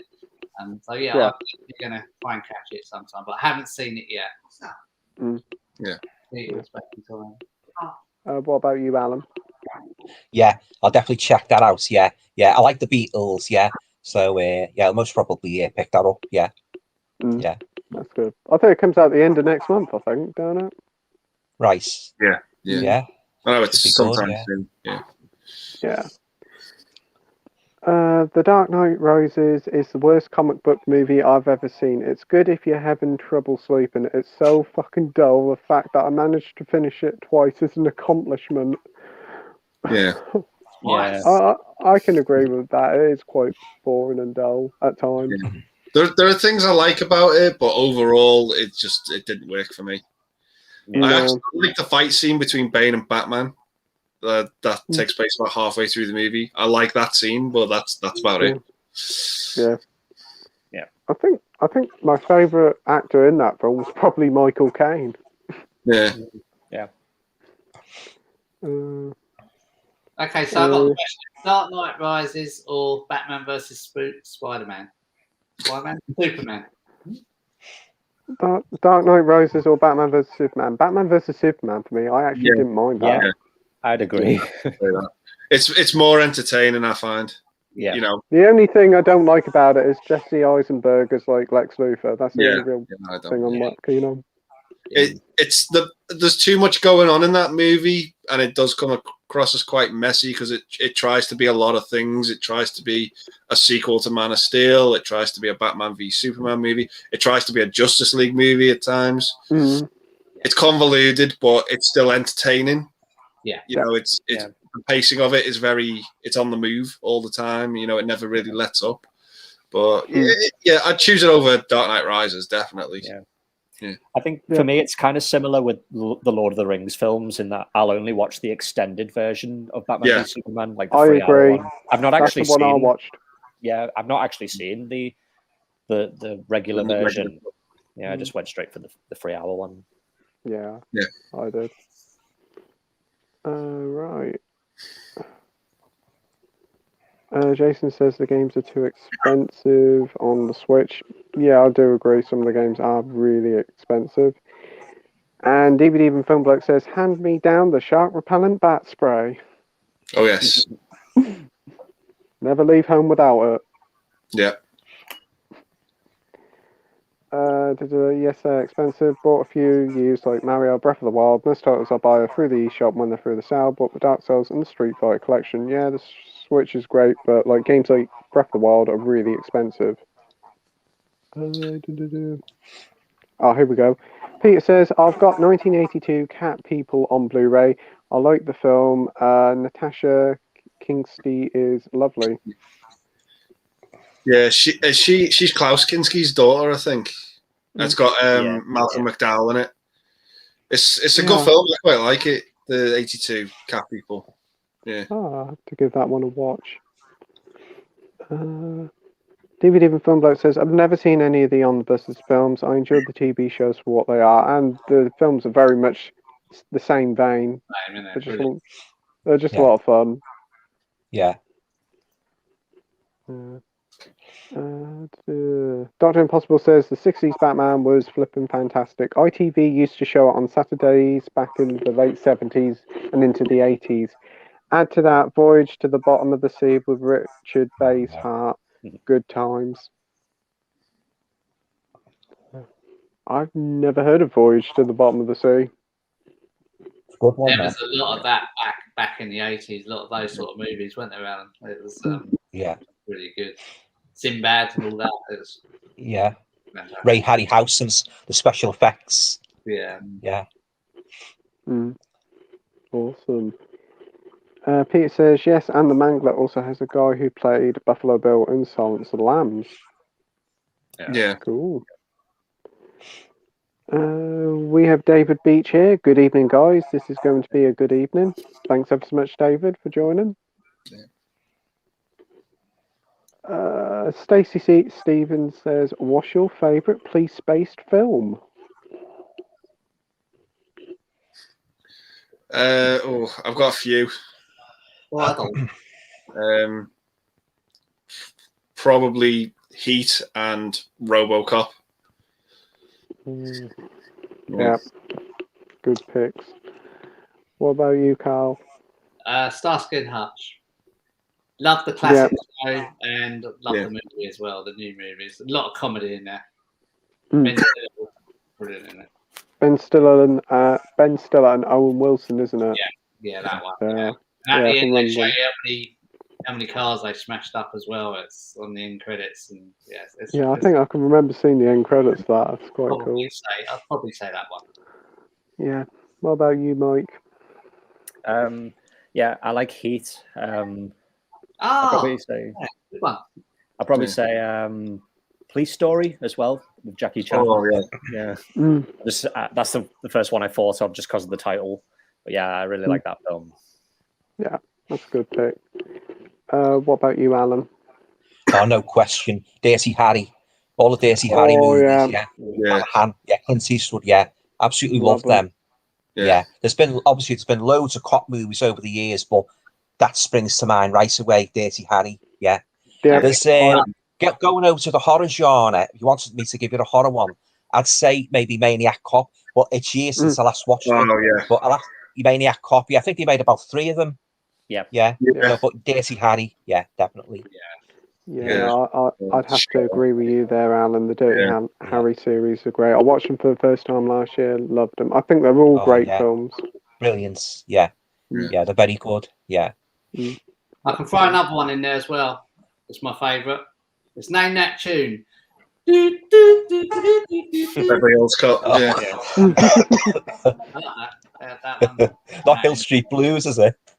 Remember Hill Street Blues? Hill Street Blues, I remember that. I was never allowed to watch that. I was always put to bed before that came on. It was always on. It was always on late at night. 9 Yeah, o'clock. it wasn't all that much. Yeah, it wasn't all that much, really. Yeah. No.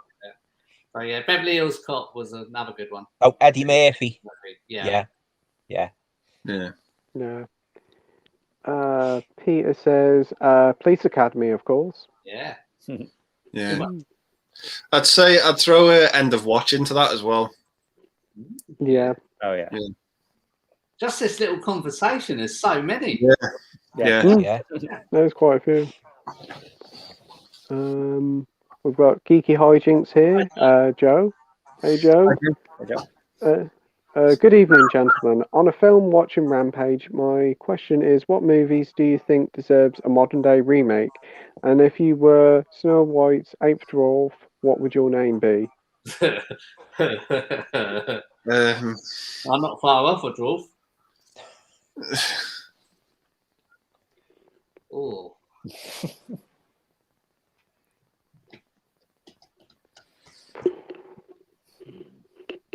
It's a good question.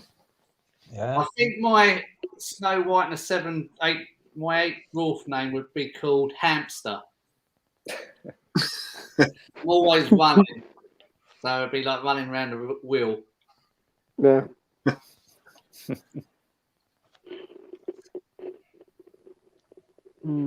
That's a good question. I'd probably say something like Lazy.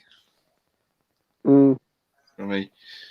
And if I wanted to see like a modern day remake, maybe Sleepaway Camp.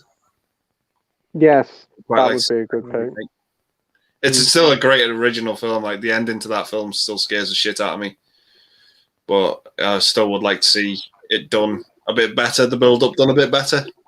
I've got a good one for a remake. Whilst it's one of your favourites, Andy, but I'd be interested to see sort of a modern interpretation of it, of The Last American Virgin. I agree. Yeah. Yeah. As for Snow White name, God, the far name. What about you, Mike? Do you want to go?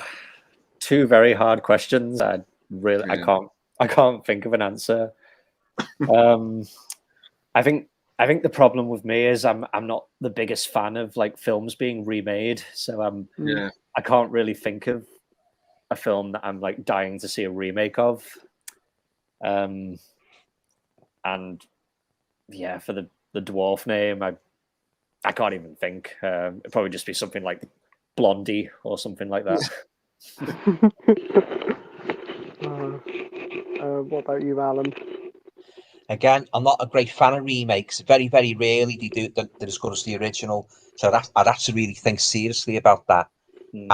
As regards the Snow White Dwarf, I think I'll pass on that. Well, I do have an idea for the Snow White one, but I don't think I'd be safe for the live stream. Right. Right, let's move on. Dr. Impossible says, thinking of disaster films, have any of you seen the Irwin Allen films Towering Inferno, When Time Runs Out, and The Outrageous Flood? Seen the first one. Towering Inferno. Yes, seen that one. I've never seen any of them. Good one. That's definitely I've heard Towering Inferno is really good. The cast in that movie is phenomenal. Yeah, absolutely phenomenal. You got like Steve McQueen, Paul Newman, Robert Vaughn. I think Fred Astaire in it as well. Yeah. Wow. Amazing cast. Yeah. That's really impressive. Yeah.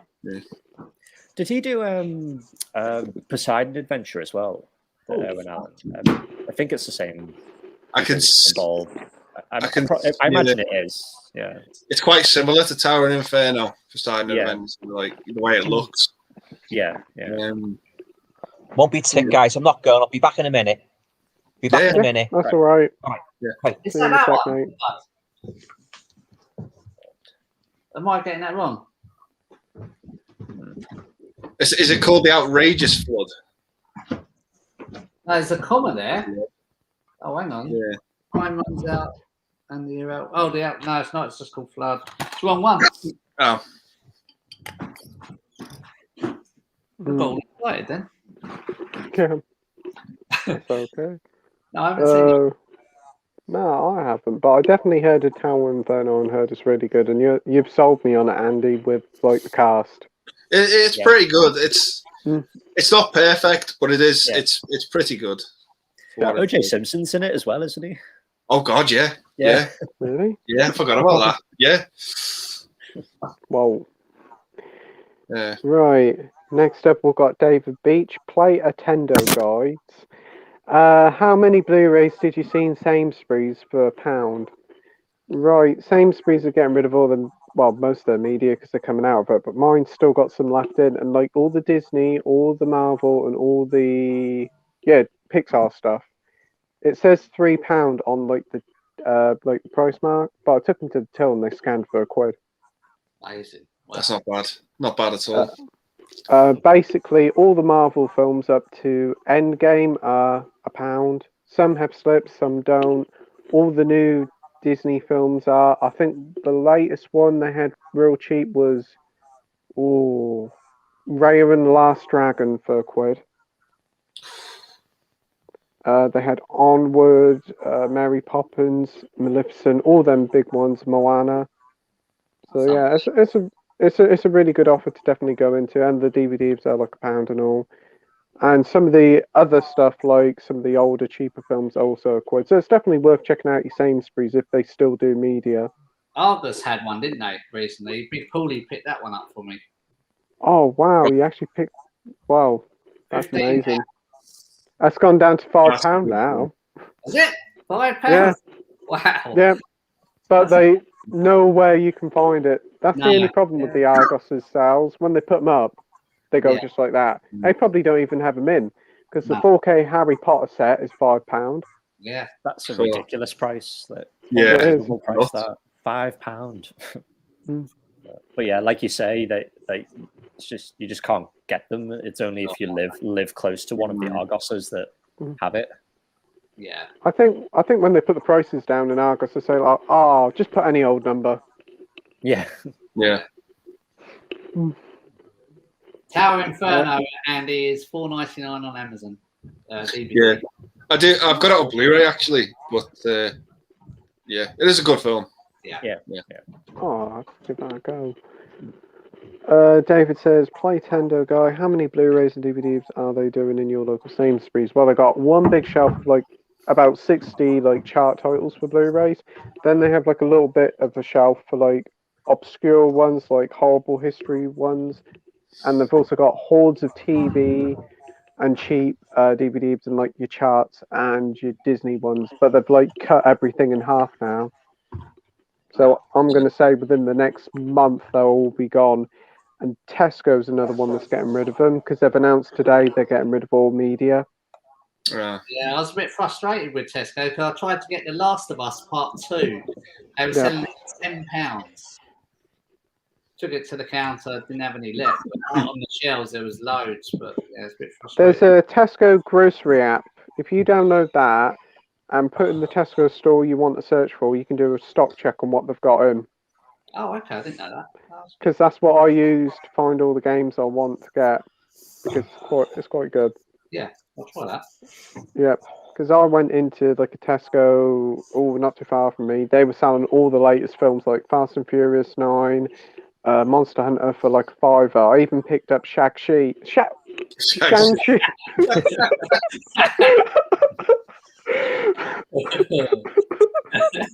Brilliant. Classic Pete. Yeah, picked it up for £5, so it was pretty good.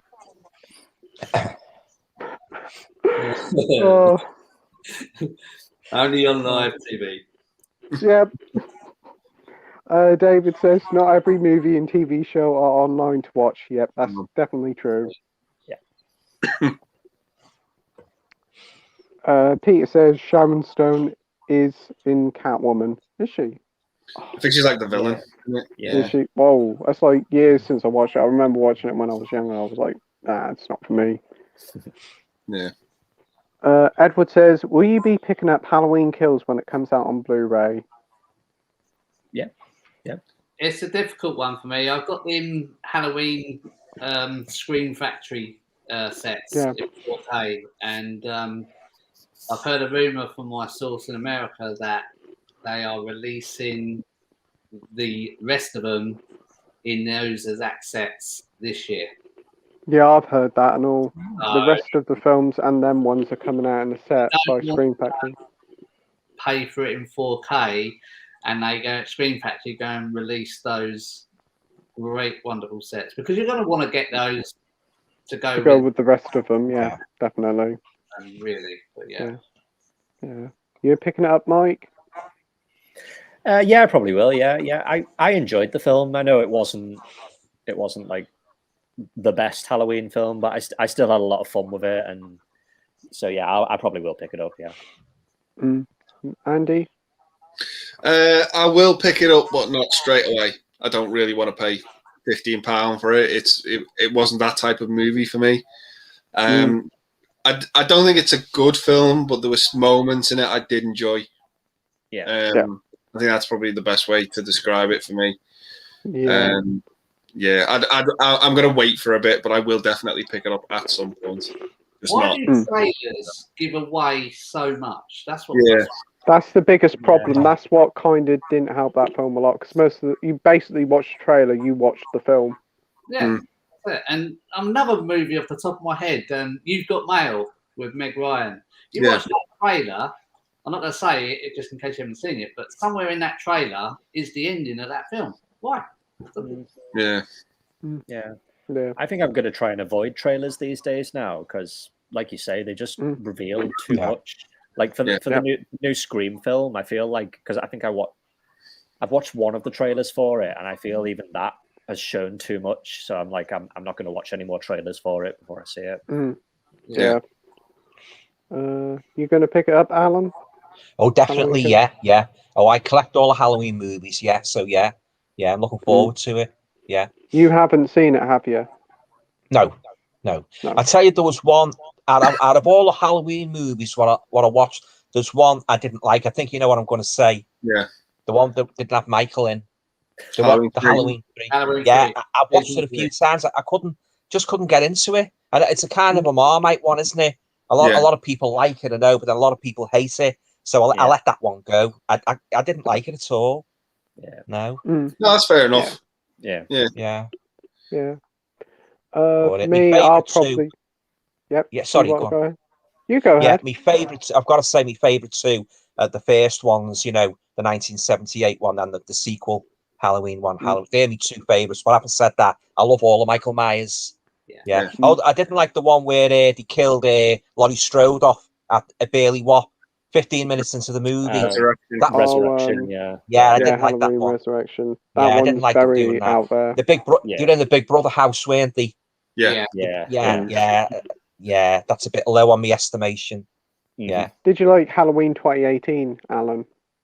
Halloween 2018. Yeah, wasn't bad. Yeah. It wasn't a fantastic movie, but it wasn't bad. Yeah. But I'd say my favourite ones are the first two. Yeah. Definitely. Is it really going to end this year? Sorry, Carl. Halloween ends this year. Oh, that's coming out, isn't it? Yeah. Is it going to be October? No, in 2 years' time it'll be Halloween Returns. Because that's it. H2O. I thought that was the end. I thought we're coming back from H2O, and then that was. That was a good one. That. Yeah. When you see there's money in a franchise to be made, no matter how they kill a character off, they'll always find a way of bringing them back. You know, because it earns the money, doesn't it? You know, it's like the old Universal movies when they kill the Wolfman off. You know, next minute he was alive again.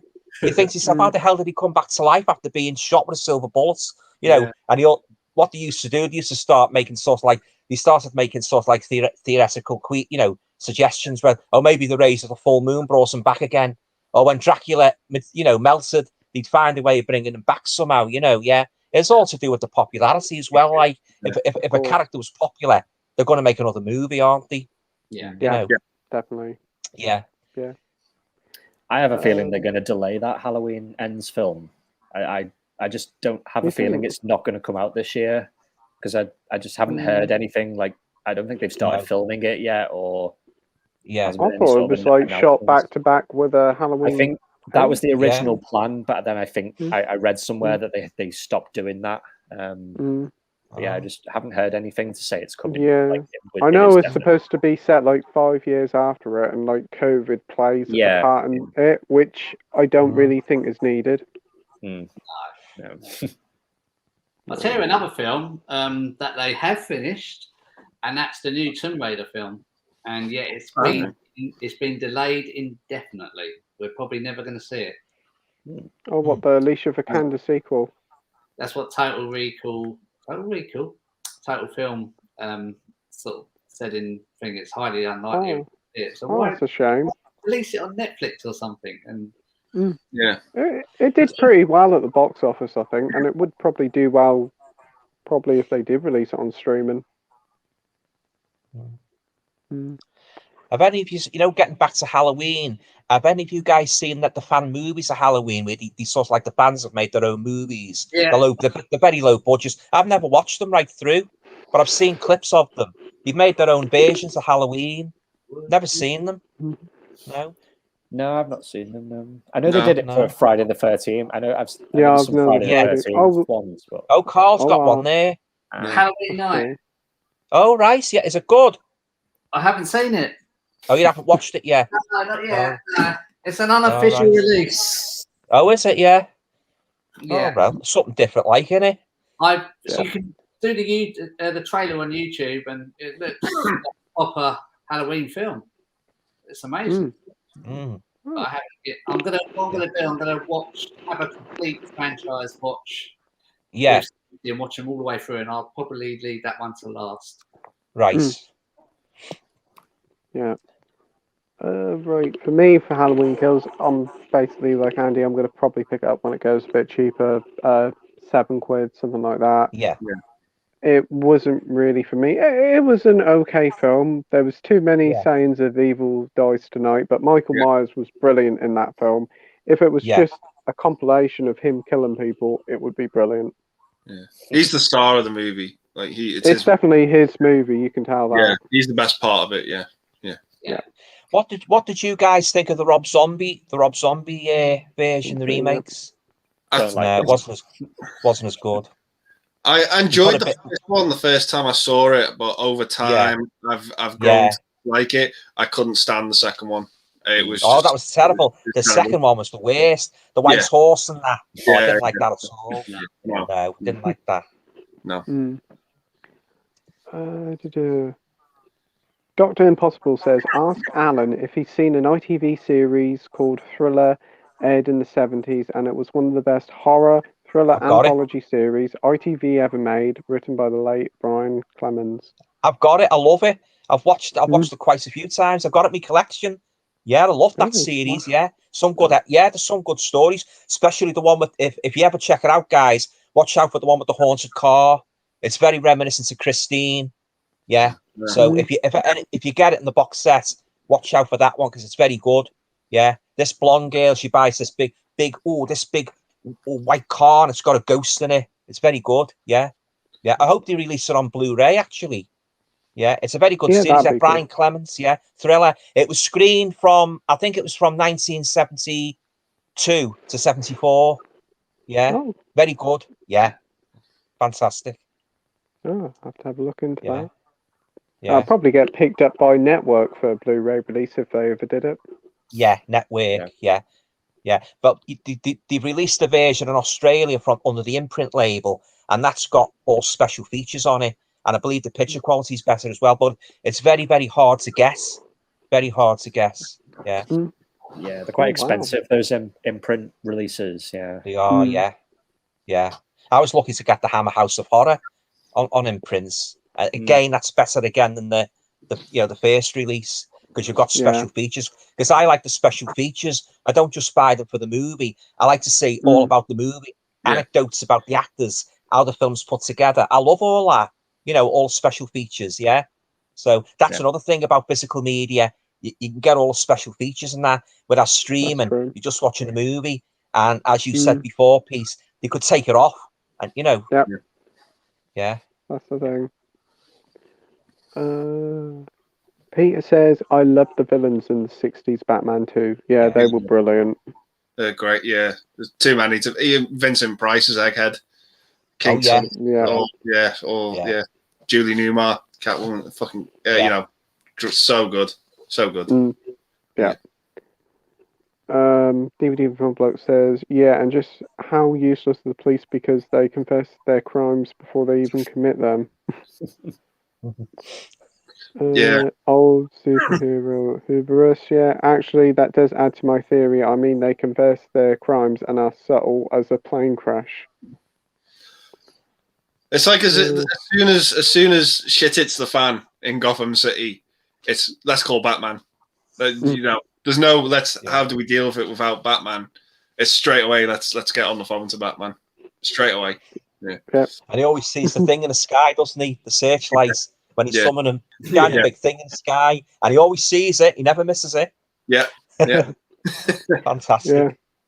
Always watching that series is like one of these times they're going to put out the flashlight. Yeah. They'll put out the flashlight and they'll want him to do ticket duties for the cars on the road. Yeah. You know what used to fascinate me? You know when he used to call them? You know when he used to slide down the pole? He slide down the pole in their ordinary clothes. When he got to the bottom, they had all the Batman stuff. They had all the Batman stuff on. I thought they got gas bloody quick, didn't they? You know. Yeah, he'd get the call from the cops, and then he'd slide down the pole, you know, Bruce Wayne. And when he got in the Batcave, he was dressed quick. Yeah, it's just the way they've done it, like, you know. Yeah. There's an episode, I think it's one of the last ones, where all the villains are in the episode, and they all like take this potion to go invisible. Yeah. And then they fight Batman and Robin, and then to make it a fair fight, they turn the lights off. So you're just looking at a black screen for the entire time, and then every now and again it throws up one of the POWs and one of the. You're just looking at a black screen the entire time. It's so funny. Yeah, and when they used to walk up the wall and that, you could tell it was sort of like they were walking straight, and he sort of like tilted the camera to make it look as if they were walking up the side of the building. Oh, the memories. Yeah. It's a great fun series. It's a great show. Yeah. It is. Yeah, I loved it. Yeah. No. Oh yeah, on the basis. I will see you guys soon, hopefully. Yeah, take care, Carl. Right, Carl. Yeah, thanks ever so much, Carl, for coming on. It was great. Thanks very much. Bye. Bye. Bye. Right. We've got David here, and he says, On the Buses movies are very good to watch and very funny. Yeah. I hate you, Butler. Oh, God, Blakey. Yeah. And the Clippies, chasing the Clippies. Yeah. Stan always came off worse, didn't he? Stan always came off worse, yeah. That's true. Considering how useless the GCPD is, no wonder Gotham has problems with Watson still costumes.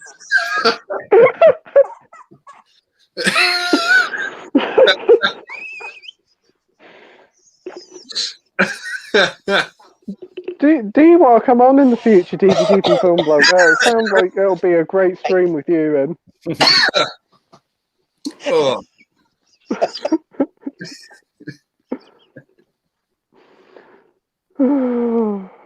Christ. Oh. Right. Jason said, police-based films, Lethal Weapon, and Seven. Yeah, I thought Seven. Yeah, detective great film. choices, Jason. Oh. Imagine if Gotham Underwater went to Liberty City, they wouldn't even last 5 minutes. Oh. Brilliant. They should bring Knight Rider the movie. Oh, the car. Yeah. David Hasselhoff. Yeah. Yeah, they did like one for Knight Rider 2000, didn't they? And then they tried to reboot it several times. I think there's even a reboot in the work now, but nothing's come out of it. You haven't seen that one? No. Yeah, I think it was like late 90s when that came out. Yeah. Yeah. That was a TV movie. Right. DVD Film Book says, also, I thought the ape dwarf was called Nobby. Only seen those who've seen the news statements will get that reference. Okay. News statement. Is that the Rick Mal one, the News Statesman? It rings a bell, yeah. I think it might be the Rick Mal one. Yeah. Jason's got a good one. As for modern day remake Critters. Okay. Yeah. That would be cool. Soph says, no, we don't need a remake of The Last American Virgin. I do not want to get broken again.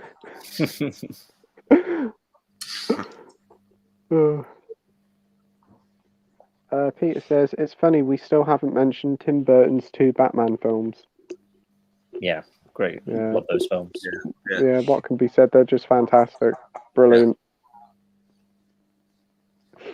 And then you got Batman and Robin. Yeah. Yeah. I don't mind Batman Forever. I know it's not perfect. Yeah, that was the first ever Batman film I watched, so I always had fond memories of that. I mean, you got like Jim Carrey and Tommy Lee Jones there, and they're really hamming it up there, but they're having a lot of fun. Yeah. But Batman and Robin, Arnie's probably the best part of that film for me. Yeah. Yeah. It is a fun film, but It's hard to pick out the best part of that film. The vine, the swinging vine. That physics-defying vine. Yeah. He grabs it, it just jumps. Yeah. Oh. Matt Harwood said, Pete, are you going to do a room tour or a collection video? I thought about doing a collection video, but there's so much to do. I've got boxes full of them, and then I've got more stuff in, and I've got to sort them out. Probably take about 3 hours, like a 3-hour video, and if I couldn't really do a room tour because it's spread out for everything. Yeah. I mean, the way it's going, it'll be spread into the toilet soon. Dr. Impossible of the Counter Punch says, I apologise, gents. Flood was made in 1976 for Warner Brothers Television. I remember seeing it on BBC One back in the early 80s. Warner Archives released it quite a while back on MOD disc. Okay. I've never seen it. Cool. No, I haven't. Peter says, Body Double is a film I keep coming back to. Ooh. Yeah, The Brian De Palma one. Yeah. Yeah, great movie. That one, but cool. Yeah. Dennis Franz. It's crazy how much that Blu-ray goes for now in CEX. Yeah. I think Yeah. it's like £40 or something. Yeah, it's 40 quid. Yeah. It's on the Indicator label. I think it's number 2. Yeah, number 2. Yeah, it goes for crazy money. Like it's silly. That original print of it. Yeah. Dr. Impossible says, start getting extra Blu-ray players. You're going to need them. The physical media clock is ticking. It's a shame. It is a worrying time, but I think there will always be physical media. I just think it'll probably just move away from the stores eventually and just go online. Yeah. And you'll have to buy it online. So There will still be a market for it. It'll just be a niche market. Yeah. Fingers crossed. Yeah. On a similar note, I watched one of Big Paulie's videos, and I noticed in his video he said that his local HMV is downsizing. And I think I've seen that. Yeah, they were saying something like, I'm not sure. Like, I think they were saying because of the rise in digital sales or something, they're like downsizing, which is a little bit worrying. Yeah. The one in Liverpool's always downsizing. Yeah. It was in Liverpool 1, then it moved to the further down. Yeah. It's always, there used to be one at the bottom of Bold Street, but they shut that one. Yeah, I remember that one. Yeah, and the one in Speak as well. Yeah, the one in Speak gone. Yeah. That one was. And Birkenhead had one as well. Yeah, Birkenhead had one that closed down. Yeah, terrible. Like. Yeah. What about that cheap shop that's closing down that does the Blu-rays? in Liverpool. In Oh, Liverpool. Yeah, it's in Film and St. Film John's. Direct. Yeah, Yeah. it's in St. John's precinct. Yeah. Yeah, that's the one. Yeah, like literally everything in there was like it was 50% off, and Yeah. all the stuff Right. in there is very cheap anyway. So Yeah. yeah. Shocking. We've got 2 CEXs. Yeah. Yeah. One in Central and I think there's one further up. Yeah. The road, yeah. Right. DVD from Film Bloke says, "Oh yeah, the Burton Batman films were great. Yep, fantastic. Yeah, superb movies. Yep." David says, "Playtendoguy, what Sainsbury's do you go to where the blueberries are going cheap, mate?" I think it Blueberries? might be raised. Blueberries. The autocorrect. Yeah, well, I go to the Sainsbury's in Kingsland. They're the only ones that have got physical media left in out of everywhere. There's about 5 or 6 close to me, and all got nothing in. The one in Norwich has got nothing in now. Yeah, I went into a smaller one, and they've got a display for No Time to Die. For the big new releases, they'll get a display for them and have some, but they won't do other films, which is odd. But as for your question, David, for cheap blueberries, go there in the evening and they'll put yellow stickers on so you'll get half price ones. Yeah. Peter says, yes, I love both of the Batman films. Yep. Yeah. He's got a soft spot for the first film and he thinks Returns was just okay. That's fair enough. Yeah. But Andy knows this, but Returns is actually one of my all-time favorite films. That I can't get enough of it, and I don't really know why. I just absolutely love it. It is brilliant. It's a lot of fun. I just like how grotesque it makes the Penguin. Yeah, It just goes full, almost It's to like, the point. it's like that stuff coming out of his mouth, isn't it? Yeah. Because I remember it upset McDonald's at the time because McDonald's expected it to be more like Batman Forever, like a kid-friendly type movie. Yeah. And then when they saw the movie, it was like, well, we can't do anything market-wise with this. We can't make toys for Happy Meals with it because the film's too dark. We can't do anything with it. They tried to sort of make the toys, the movie, a byproduct of the toys rather than the other way around as to what it should be. Make a good movie first, and then the toys and all the merchandise that comes later. Don't make the merchandise first off the back of the film, which is what they did with Batman and Robin. Yeah. Right. Stacey says, talking of reboots, did any of you watch Chips the movie with Michael Penner? It was terrible. Yeah, I heard it was pretty awful. Heard it was bad. Yeah, I've not seen it. I've seen some of the original TV series from was it the 80s? Yeah, it was pretty good. Dr. Impossible says stick to the original Chips from the late 70s, early 80s.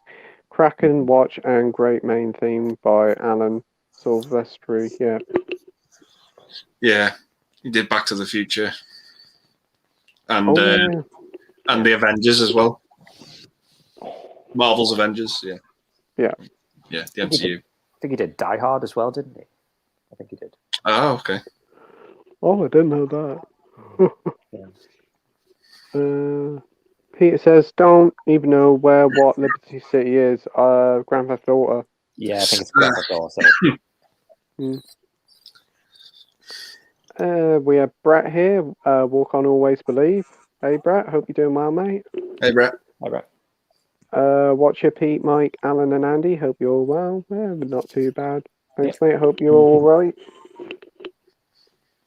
So I was asking Brett how he is. Carl says, thanks for having me on, Pete and Andy. Nice to speak to Mike and get a chance to speak to Alan again. We'll watch again on Playback tomorrow. Take care. Thanks ever so much, Carl, for watching and joining. Thanks, it was Carl. great to have you on, and we definitely will be having you on in the future. Thanks ever so much, mate. Brett says, I watched a flick last night on Blu-ray, which is made in 1967, called V.I. Boy. It's the first ever horror picture to come out of Russia. Really outstanding effects. Yeah, I've heard that's a good one. Oh, I've never heard of that. Have you heard of it, Alan? Never. No. Although talking of Russia, I did watch a good one a couple of nights ago called The Russian Bride. Basically, the guy who played the dentist. Don't be seen the dentist movies. He played the villain in it, and he basically marries this Russian girl and that. And he's a kind of a psycho, But I won't tell you any more about it in case you haven't seen it, But that was pretty good. I like the snowy setting as well. Lovely Blu-ray, and the picture was absolutely pristine, Yeah, so I'd recommend that one if you like a good thriller. The Russian Bride. It's only made in 2018. Yeah, but I've never heard of that one. No. Yeah. Yeah. That's cool. Peter says, I've watched all 5 Dirty Harry films several times over. Love the Enforcer, where Harry has to deal with left-wing radicals. Yeah, that's the third one. That's also got the woman from Cagney and Lacey in, hasn't it? Yeah. I can't remember her name Yeah, now. that's right. Yeah. Yeah. Magnum Force, I always like that one because it's got, what's his name, in David Soul from David Soul, David Soul, yeah. Brilliant. That's a good one. The original's classic. What's the fourth one called now? Sudden Impact. Sudden Impact. I was going to say Deep. Yeah. I was going to say Deep Impact, but that's the wrong film. Sudden Impact's good. Yeah, Sudden Impact was directed by Clint Eastwood, wasn't it? The only one he directed. I think it was actually. Yeah. There was talk a couple of years ago. I don't know if you heard this or not. They were going to bring him back, but in a desk. He was sitting at a desk, just sort of like giving orders to a younger. I want the fancy that like. With him being old now. I'm sitting at a desk as a police chief. Just wouldn't work, would it? No. You used to going out, aren't you, with the gun and that, jumping over cars and that, Yeah. I don't think that would work. Yeah. I kind of see that that Gran Torino film as kind of like an unofficial Dirty Harry sequel, because he's kind of Gran Torino, Yeah, I kind of agree with you there. Similar type of character, Yeah, that's right. Yeah, that ending you need Care Bears for. That ending, wow. Yeah, I don't know. Yeah. He's made a new one, hasn't he? He's made a new one. Cry Macho. Yeah. Have you seen it, guys? I've not seen it yet. No, I haven't seen it. No. Last one I watched he did was The Mule. I really enjoyed that. I thought that was pretty good. Yeah. I've yet to see that. I've got it. It's got Bradley Cooper in it as well, hasn't it? Yeah. Yeah, I think Cry Macho comes out like in a couple of weeks' time on Blu-ray. It's not far coming out. Yeah, it's not far. But I love those 5 Dirty Harry movies though. Yeah. The last one's a lot of fun. The Deadpool. It's over the top, but it's so much fun. The little RC car with the explosive in. Yeah.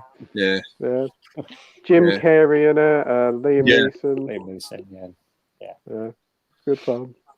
Yeah, the first one's just dark. The main villain in the first one is one nasty, horrible bastard. Oh, Scorpio, isn't it? Scorpio. Oh, yeah. Oh, yeah, it is dark, that one. Yeah. The guy who played him got, I think after the film came out, he got a lot of death threats because his performance was so convincing to people. And, Yeah. He's in Hellraiser as well, isn't he? Like he's in like a. Yes. I think he's in the third Child's Play film as well, The Barber. Yeah, I think it might be right there. Yeah. He's in. He pops up in like a lot of good stuff. Yeah, he's in some Star Trek series as well. Like, occasionally. No, but that first film, that was brilliant. Yeah, it's brilliant. Oh, yeah, the whole bit where you got the kids on the school bus, jeez. It always makes me laugh, that bit where, well, I don't want to get into spoilers, but there's a bit where he's wearing a mask and it always makes me laugh. I think Mike knows what I'm on about. Yeah. But it just makes me laugh. It shouldn't, but it does. It's quite humorous. Yeah. Because he's very over the top, isn't he? And Yeah, he's over the. He's just the way he like frames him as well. It's like, it's really good. It is a great film. I know there was talks a few years ago of trying to do a remake of it, but that is a series that shouldn't be remade. That's like a perfect encapsulation of like 70s. No one else could play Harry Callahan apart from no one could do it. No. Right. Brett says talking to Soph, so Soph talking to Brett. DVD and Film Bloke says McDonald's should have made a drink after that had blue liquid that comes out of the penguin's mouth. Oh, Oh, that is a missed great opportunity. Yep. yeah. Yeah. Right. We have Steve Mack here. Hi, folks. How's it all going? Thanks for joining, Steve. Hope you're doing well, mate. Dr. Impossible says, Magnum Force for me, man's got to know his limitations. Only Clint Eastwood could produce that line from his hardened lips. Yeah. Yeah. Oh, that's such a great film. I think that and the first Dirty Harry are both just high, both the best. Yeah. I think it's hard to choose between them. Yeah. Yeah. Here we go. Walk On Always Believe says Corbin Benson from The Dentist is a great actor. Yeah. Yeah. Yeah. And Steve Mack says Tim Daly from Cagney and Lacey. Yeah. Yeah. Yeah. DVD from Film Bloke says the Deadpool had the bit with Harry being chased by an explosive Nazi car. Yeah. Yeah, definitely. Die Hard was Michael Kamen. Oh yeah, yeah, it was. Yeah. Brett says early I saw an Austrian horror starring Konrad Viet, directed by Orlax Handel, and made in 1924. It's a silent picture, again outstanding. Okay. Ooh. Yeah. Steve Mack says it was Yaphet Kotto who beat up Scorpio in Dirty Harry, Parker from Alien. Okay. Oh, that's interesting. Parker from Alien. I'm not getting confused. That's not Kananga from Live and Let Die, is it? Yeah, it is. Yeah. It is. Yeah. Yeah. It is, isn't it? Yeah. Didn't know that. Wow. No, I didn't. Oh, wow. Walk On Always Believe says Hands of Orlac. Yes, I've heard of the film. But I've never seen it. Dr. Impossible says Tightrope with Eastwood should have been a Dirty Harry film. Deadpool was absolute shite. I still get some enjoyment from Deadpool. Yeah, it's like yeah. the shortest film, isn't it? It's like only 90 minutes, and it's a lot of over the top stuff, and you got a sidekick who can do karate and all that. It's just fun. Yeah, it's daft. It's nowhere near the caliber of Dirty Harry or Magnum Force. But it's still fun. You know, it's still a good time. Yeah, it definitely is. I've always wanted to see Tightrope. I've heard that's really good. It's a good film. Yeah. Good. It does feel like a Dirty Harry film, I think, but it does. Yeah. His character in it's a bit. What's the word? Like, he's not as like doesn't feel quite like a cop. He's kind of corrupt in places. So yeah, he's not. He's not quite squeaky clean one. Yeah, no. not that Harry was as well, but he doesn't quite feel like he should be a cop in that film. Right. Yeah. DVD from Film Bloke says I like the Deadpool. Yeah, it's fun, and we need more movies with RC car chasers. Yeah, it reminded me a little bit of Deadpool. It reminded me a little bit of that episode of Batman the Animated Series with the Grey Ghost. Because there's a plot point in that where there's remote control cars that have got bombs on them. And funnily enough, it starred Adam West as well. Yeah, that episode. Yeah. But it's it just reminds me of the Deadpool a little bit. Yeah, and it's also the harpoon gun, the harpoon bit. Oh yeah, that's a lot of fun. Yeah. But yeah, we are at the end of the comments. So shall we finish up for tonight, guys? Yeah. Yes, fine. Yeah. It's just past 10 o'clock, so I think that'll do for tonight. So yeah, thank you ever so much, Alan, for coming on. It was great. Thanks, to have Pete. you on I've enjoyed it. Yeah, thanks very much. Enjoyed You've done really well for your first ever live stream. Oh, thank you. Yeah. And when I do mine, I'll invite you on as well, and you two guys as well. Oh, thanks, Alan. To come along. Oh, thanks, yeah, you're Alan. welcome. Yeah, I've enjoyed it. Yeah, thanks. Yeah, that's great. So yeah, and thanks to Carl for joining. It was great to have Carl on as well. Yeah. It's always a pleasure to have Carl on the live stream. Thank you ever so much, Mike, for joining as well. It's always great to have you on. No worries. Thanks for having me. Yep, and thanks ever so much, Andy, for joining No problem. again. Yep. No problem. Thanks, Pete. Yep, and Dr. Impossible just says Tom Selleck in Runaway RC Car Chase. Yeah. Yeah, I think I've heard of that film. So, yep, join us all next Wednesday night where we'll be joined with Popcorn Chat. So, thank you ever so much for everybody for watching. Till next time. Bye. Bye. Bye. Thanks.